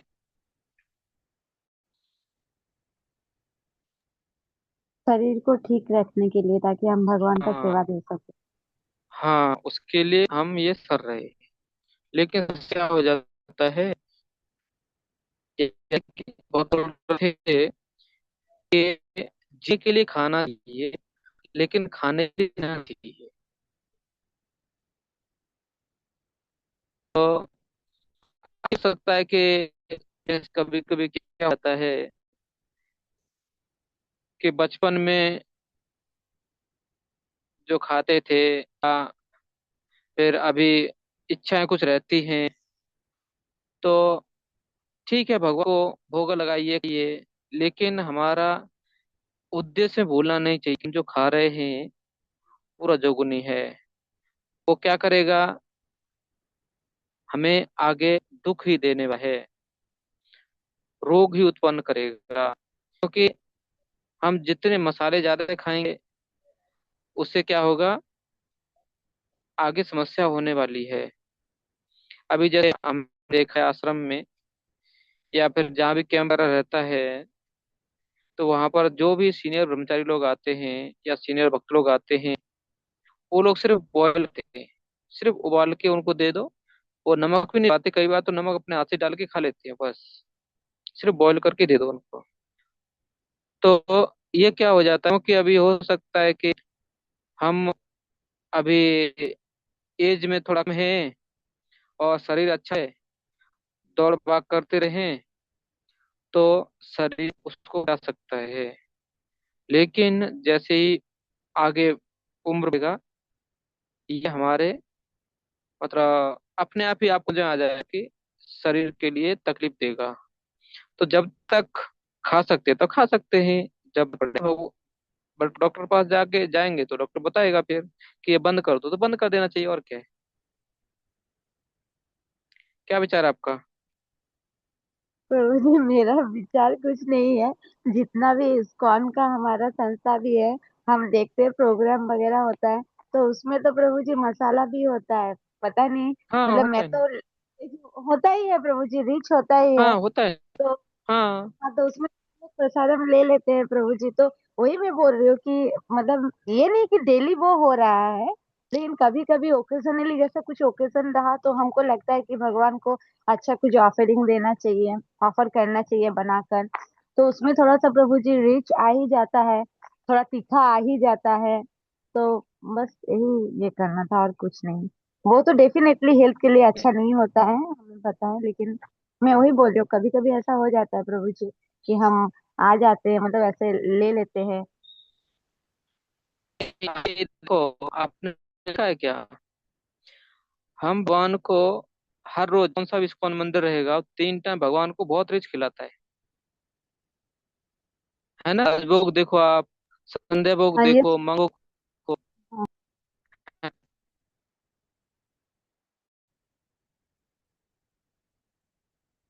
आवाज आ रहा है हमारा? हाँ ये प्रभु जी आ रहा है।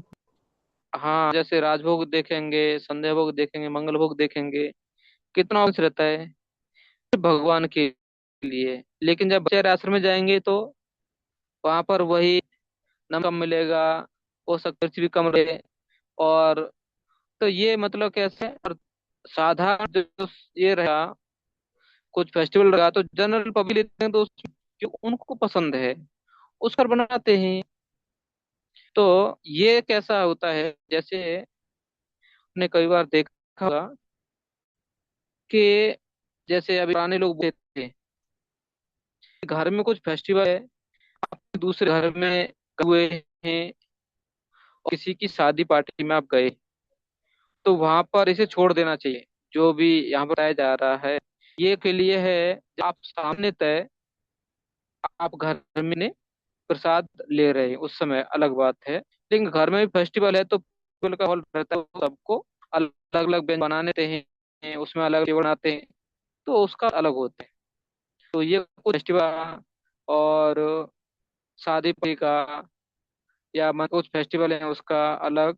और दूसरा, आप दूसरे किसी के घर में जाते हैं, आप किसी को बाहर बुलाते हैं, उनको थोड़ा सा रज नहीं, क्योंकि ये क्या है, जो भी हम किसी को घर में बुलाना चाहते हैं, तो उस किसी का शुद्ध बुद्धि का ये इच्छा नहीं होती है।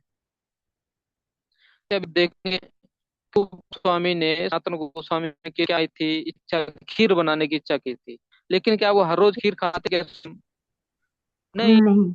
उनकी इच्छा कि हमारा भाई आया, वो खिलाना चाहिए। तो ये क्या है, क्यों? भाई आया, अच्छा लगेगा, हम खिलाएंगे वो, है ना? तो ऐसे ही कोई सकता है, अगर आपके कुछ रिलेटिव आएंगे, अगर आप अच्छा खिलाए हैं तो हो सकता है भक्त बनेंगे वो। तो इस सबका वो अलग रहता है। मंदिर में जब बनाते हैं फेस्टिवल में, तो उद्देश्य रहता है कि हाँ इतने लोग आएंगे, जुड़ेंगे, अच्छा। नहीं तो क्या है, वो खाएंगे, अच्छा प्रसाद नहीं मिलेगा, सिर्फ वो क्या क्या बोल सकते हैं उसको, नमक डाल के खिचड़ी दे दिया, तो अगली बार नहीं आएंगे, बोलेंगे ये बीमार लोगों का खाना में दे दिया है। तो थोड़ा सा मतलब जीवा के लिए स्वाद देना पड़ता है, लोगों को समझना ही बस। ठीक है माता जी। तो प्रभु जी हाँ, बस। हाँ, तो मतलब कैसा है कि देश काल पात्र के अनुसार हमें थोड़ा बदलाव करना चाहिए। ठीक है। अभी 11वां श्लोक कोई पढ़ सकता है इसको? प्रभु जी मैं पढ़ूं? यस माता जी। यज्ञों में वही यज्ञ सात्विक होता है जो शास्त्र के निर्देशानुसार कर्तव्य समझकर उन लोगों के द्वारा किया जाता है जो फल की इच्छा नहीं करते। तात्पर्य, सामान्यतया यज्ञ किसी प्रयोजन से किया जाता है, लेकिन यहाँ पर बताया गया है कि यज्ञ बिना किसी इच्छा से संपन्न किया जाना चाहिए। इसे कर्तव्य समझकर किया जाना चाहिए।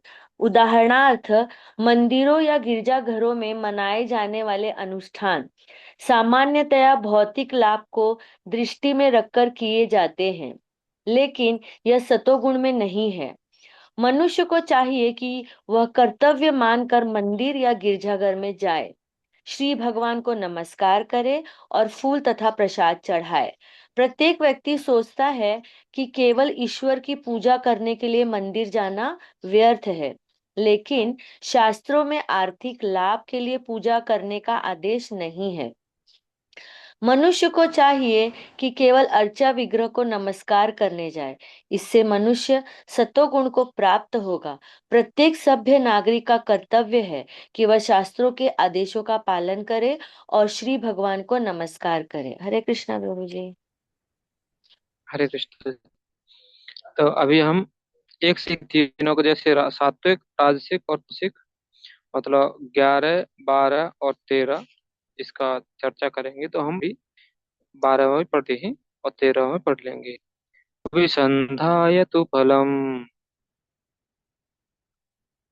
दम्भार्थमचैव यत् युज्यते सर्वश्रेष्ठकम् यज्ञं विद्धि राजसम्। अनुवाद। लेकिन हे भरत श्रेष्ठ, जो यज्ञ किसी भौतिक लाभ के लिए या गर्व किया जाता है, जानो। तात्पर्य, कभी कभी स्वर्ग पहुंचने या किसी भौतिक लाभ के लिए यज्ञ तथा अनुष्ठान किए जाते हैं। ऐसे यज्ञ या अनुष्ठान राजसी माने जाते हैं। श्लोक 13। विधिहीनममंष्ट्रान् मंत्रहीनमदक्षिणम् श्रद्धा विरहितं यज्ञं तामसं परिचक्षते। कुमार प्रभु पढ़ सकते हैं आप?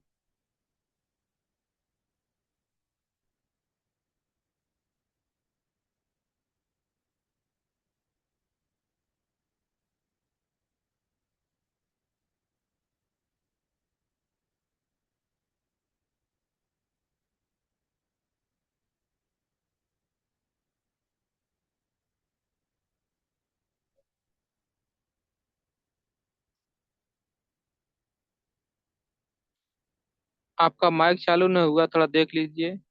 माइक चालू कीजिए आपका।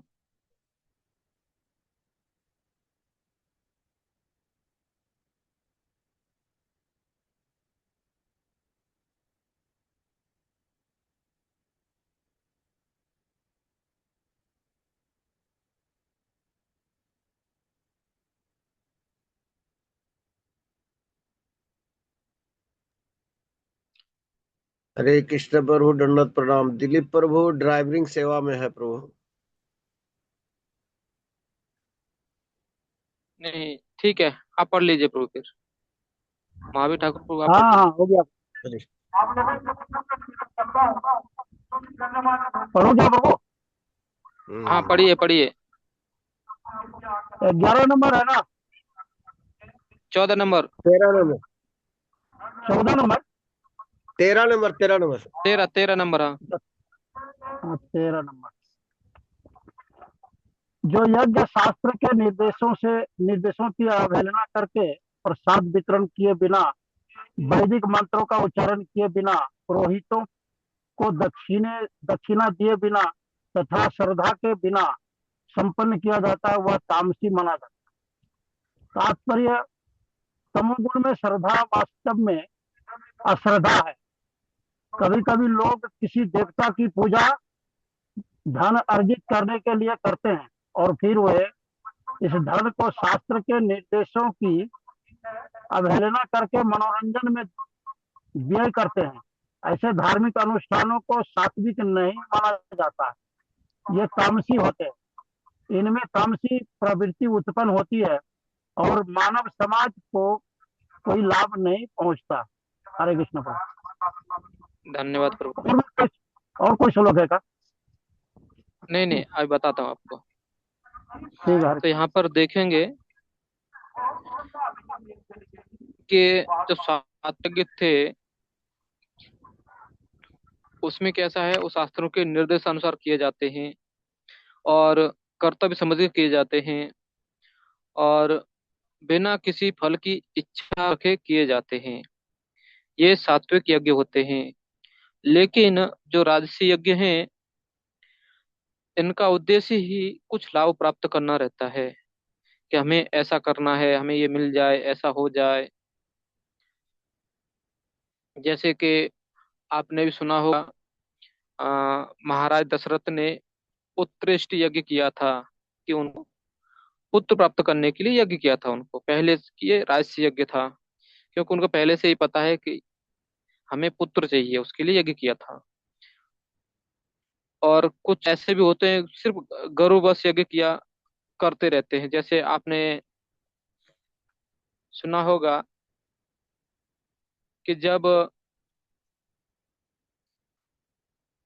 युधिष्ठिर महाराज ने राजसूय यज्ञ किया था, तो उसके बाद उस जब उसे देखा का इतना धन आया और आए थे, सब गए थे, तो उसने सोचा कि हम भी राजसूय, जिसके अलावा हम भी बढ़ गए। लेकिन हुआ क्या से, बाद में उन्होंने पूछा ब्राह्मण को, हम कर सकते हैं? उन्होंने कहा, आप युधिष्ठिर के लिए भी नहीं, क्योंकि जो राजपूत है की वंश में, और दूसरा राजा, जब तक पहला राजा जीवित है जिसने राजसूय किया है, दूसरा उस नहीं कर सकता है उसको। और जब देखेंगे कि ये जो राजसूय किया था, वो युधिष्ठिर महाराज को किसने बताया था? तो एक्चुअली ये बताया था उनके पिता महाराज पांडु ने।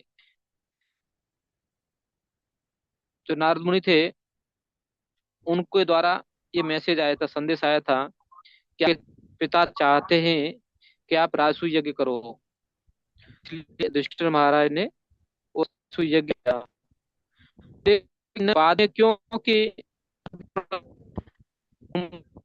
या खाने लेना था गर्भ, तो फिर दुर्योधन था, उस दूसरा एक करने के लिए कहा था। तो फिर उससे आ, उन्होंने वो दूसरा यज्ञ किया था, लेकिन उसका पर्पस था वो बस किया था कि हम भी राजा हैं, बस। लेकिन जो तामसी लोग हैं, वो क्या करते हैं, उनका कुछ शास्त्रों का निराधार, मतलब आधार नहीं रहता है क्या कर रहे कैसे कर रहे कुछ पता नहीं, सिर्फ करना है करके करना। और ना उसमें प्रसाद वितरण करते हैं वो लोग, हो सकता है वो लोग मंत्रों का भी उच्चारण नहीं करते उसमें, और न ही क्या करते पुरोहितों को दक्षिणा भी देते वो। और कभी कभी तो ऐसा देखा जाता है कि जो कर रहे हैं उनमें उनको श्रद्धा नहीं होती है, बिना श्रद्धा के ही वो लोग ये किए करते हैं। तो अभी ये क्यों कर रहे हैं जिसके प्रति श्रद्धा ही नहीं है, फिर भी लोग क्या करते हैं करते हैं। जैसे आपने देखा होगा, पिछली बार बताया था कि जैसे तमोगुनी लोगों के मतलब जो भूत प्रेत रहते हैं उनकी पूजा करते हैं, अर्चना करते हैं, उनको यज्ञ में कुछ तो करते रहते हैं उनका। तो ऐसे कभी कभी क्या होता है उनमें श्रद्धा नहीं होती, देखेंगे तो कई बार वो लोग बहुत निराश हो जाते हैं, अरे हमें वो दुख दे रहे हैं इसलिए हमें करना पड़ रहा है। तो ऐसा बहुत कुछ वो लोग बोलते रहते हैं, उनके मतलब निंदा जैसा करते रहते हैं वो लोग। तो ये तो जो गांव की तरफ के हैं उनको एक कॉमन है कि ऐसे लोगों को होली दीपावली पर या किसी मंदिर में या खास करके किसी देवी के मंदिर में या हनुमान मंदिर में भी कई बार ऐसा देखा जाता है कि वो लोग ऐसा कुछ करते रहते हैं। हाँ, हनुमान के लिए नहीं करते, जैसे हनुमान मंदिर करते हैं, देवी मंदिर में करते हैं, देवी के लिए नहीं करते, वो भूत प्रेतों का कुछ तो रहता है, तो उसमें वो लोग बहुत से लोग आते हैं, ऐसे लोग जो उनसे पीड़ित रहते हैं वो लोग करवाते हैं। ठीक है, अभी 14 से 19 है गुण, 3 गुणों में तपस्या। तो अभी तपस्या के बारे में पढ़ेंगे हम लोग। देव द्विज गुरु प्राज्ञ पूजनम शौचार्जवम ब्रह्मचर्यम अहिंसा च शारीरम तप उच्यते।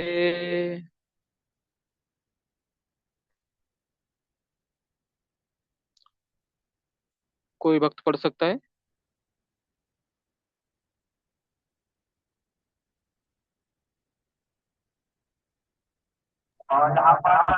तो वो पढ़ो क्या? पढ़िए भी। हरे कृष्णा। हाँ, पढ़िए पढ़िए। परमेश्वर ब्राह्मणों, गुरु, माता पिता जैसे गुरुजनों की पूजा करना तथा पवित्रता, सरलता, ब्रह्मचर्य और अहिंसा ही शारीरिक तपस्या है। तात्पर्य यहाँ पर भगवान तपस्या के भेद बताते हैं। सर्वप्रथम वह शारीरिक तपस्या का वर्णन करते हैं। मनुष्य को चाहिए कि वह ईश्वर या देवों, योग्य ब्राह्मणों, गुरु तथा माता पिता जैसे गुरुजनों या वैदिक ज्ञान में प्रांगत व्यक्ति को प्रणाम करें या प्रणाम करना सीखे। इन सबका समुचित आदर करना चाहिए।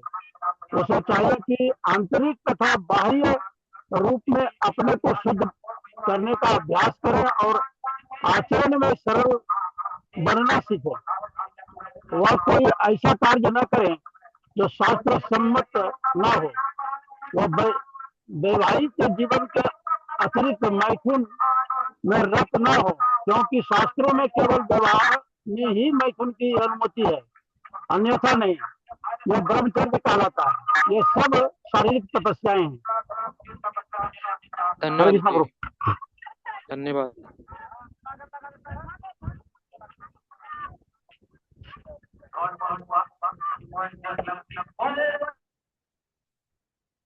तो यहाँ पर जैसे कि अभी तपस्या के प्रकार हैं, एक तो है शरीर तपस्या, दूसरा है वाणी की तपस्या, और तीसरा है मानसिक तपस्या। तो इस पर पहला था शारीरिक तपस्या, मतलब शरीर से हमें क्या तपस्या करना चाहिए। तो पहला है कि सबको, जैसे परमेश्वर, ब्राह्मण, गुरु, माता पिता या जो गुरुजन लोग हमारे से वरिष्ठ हैं, उनको उनकी पूजा करना, मतलब उनको कम से कम प्रणाम तो करना चाहिए, मन में उनके आदर, उनके प्रति हमें आदर सम्मान रखना चाहिए। और पवित्रता और सरलता, ये है अम, कुछ तपस्या हैं, इनमें ही ब्रह्मचर्य और अहिंसा ऐसे मिला के कुल ये शारीरिक तपस्या हैं जो हमें शरीर के द्वारा कष्ट लगता है, लेकिन ये हमें करने से हमें आध्यात्मिक फल भी मिलते हैं। अभी ये आगे है वाणी की तपस्या। 15वां श्लोक। अनुद्वेगकरं वाक्यम सत्यम प्रियहितं यत् स्वाध्यायाभ्यसनं चैव वाङ्मयं तप उच्यते।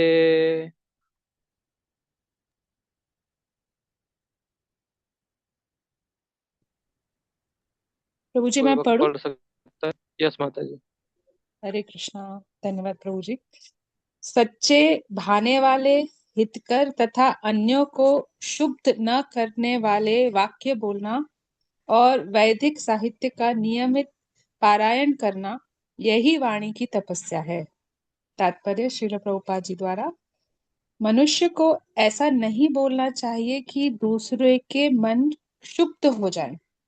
निसंदेह जब शिक्षक बोले तो वह अपने विद्यार्थियों को उपदेश देने के लिए सत्य बोल सकता है, लेकिन उसी शिक्षक को चाहिए कि यदि वह उनसे बोले जो उसके विद्यार्थी नहीं है, तो उनके मन को शुद्ध करने वाला सत्य न बोले। यही वाणी की तपस्या है। इसके अतिरिक्त प्रलाप, व्यर्थ की वार्ता नहीं करना चाहिए। आध्यात्मिक क्षेत्रों में बोलने की विधि यह है कि जो भी कहा जाए वह शास्त्र सम्मत हो। उसे तुरंत ही अपने कथन की पुष्टि के लिए शास्त्रों का प्रमाण देना चाहिए। इसके साथ साथ वह बात सुनने में अति प्रिय लगनी चाहिए। ऐसी विवेचना से मनुष्य को सर्वोच्च लाभ और मानव समाज का उत्थान हो सकता है। वैदिक साहित्य का विपुल भंडार है और इसका अध्ययन किया जाना चाहिए। यही वाणी की तपस्या कही जाती है। धन्यवाद प्रभु जी। हरे कृष्ण। हरे कृष्ण। धन्यवाद माता जी। तो यहाँ पर देखेंगे तो ये वाणी की तपस्या है, ये इतना आसान भी नहीं है जितना हम समझ सकते हैं। क्योंकि आप देखो, इसमें ज्यादा नहीं दिया है।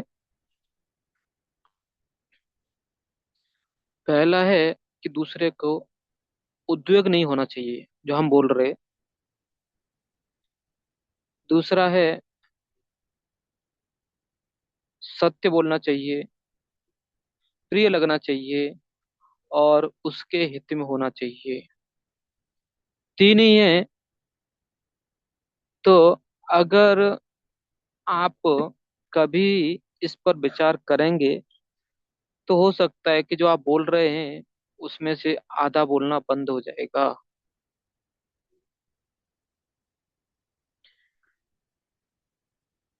आप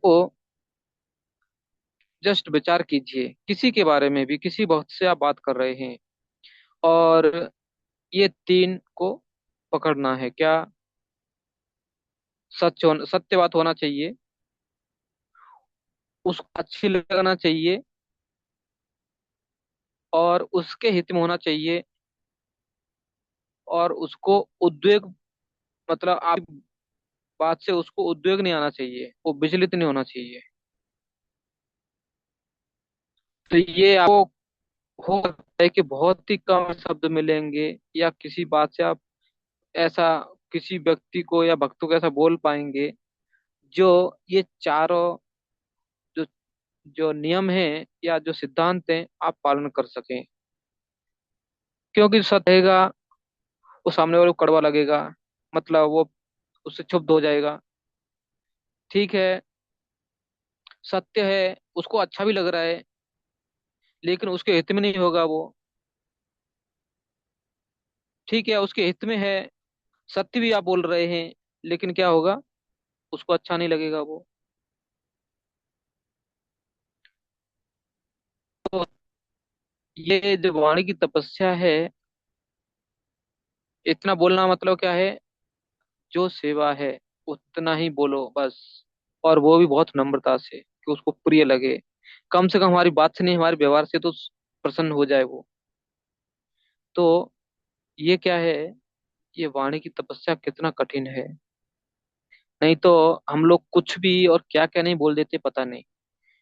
ठीक है, प्रयास करना कि ये आप देखना कि अगर किसी, मतलब अगले वीक में आप बताइए किस एक को भी आपने ये चार कैटेगरी के बाद प्रसन्न हुआ है, चाहे कोई भी उदाहरण बता सकते हैं एक आप लोग।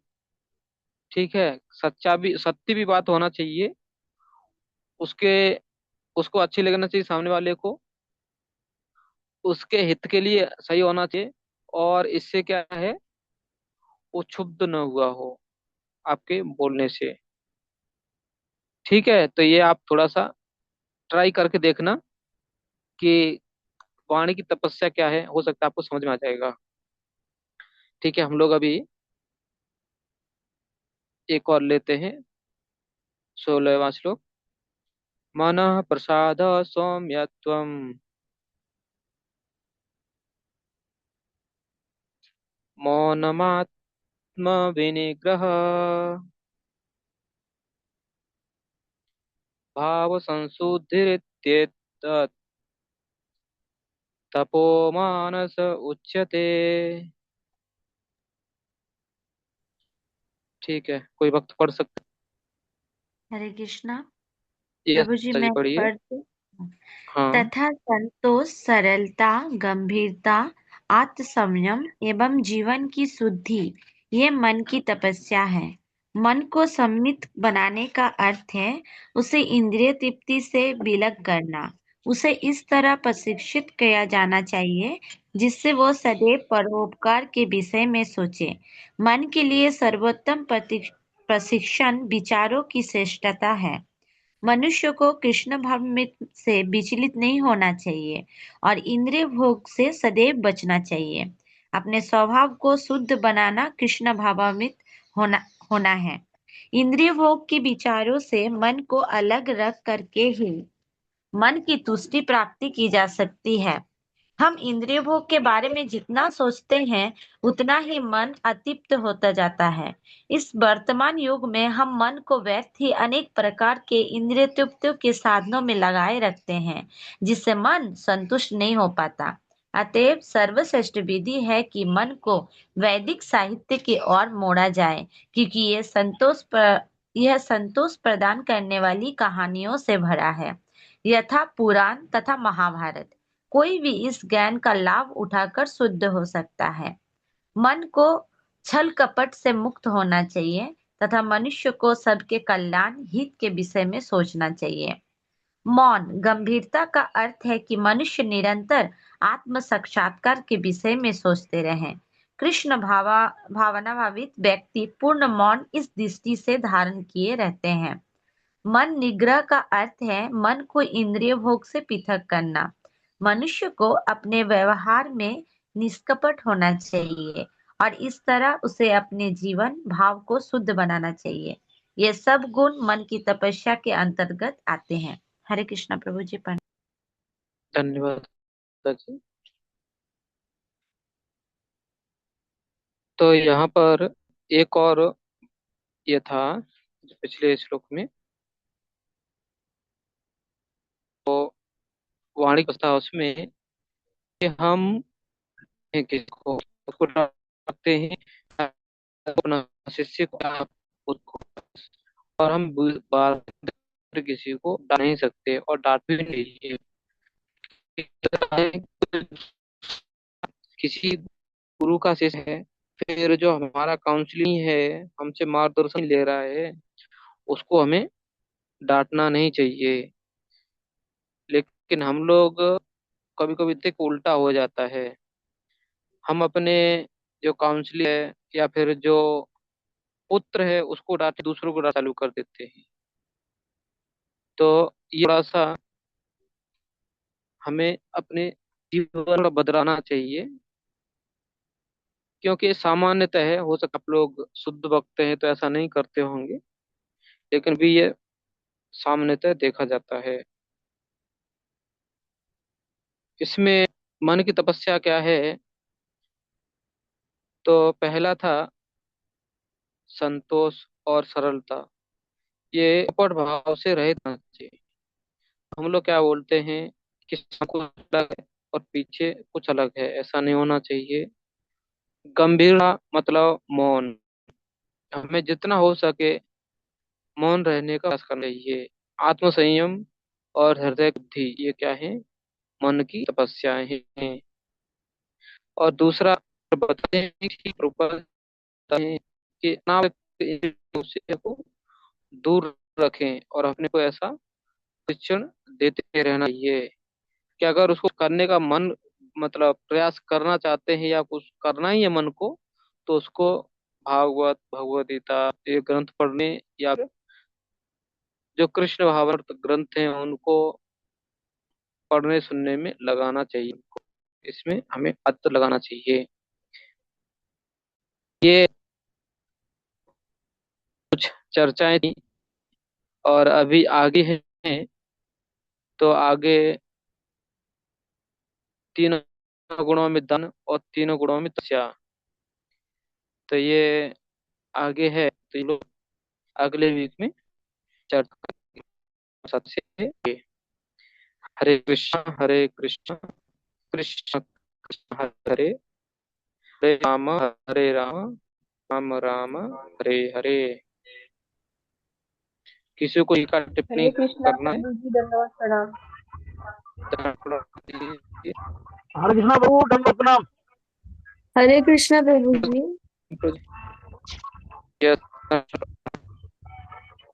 प्रभु जी मुझे कुछ पूछना था। आवाज नहीं आ रही है प्रभु जी, आपको सुनाई दे रहा है?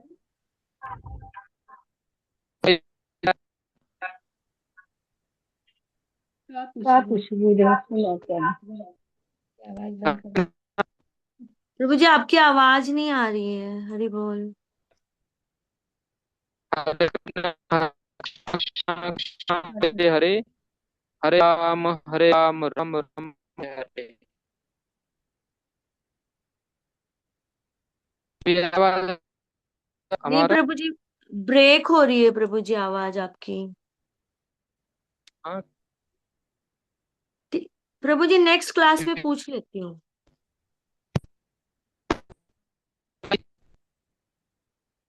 हरे कृष्णा।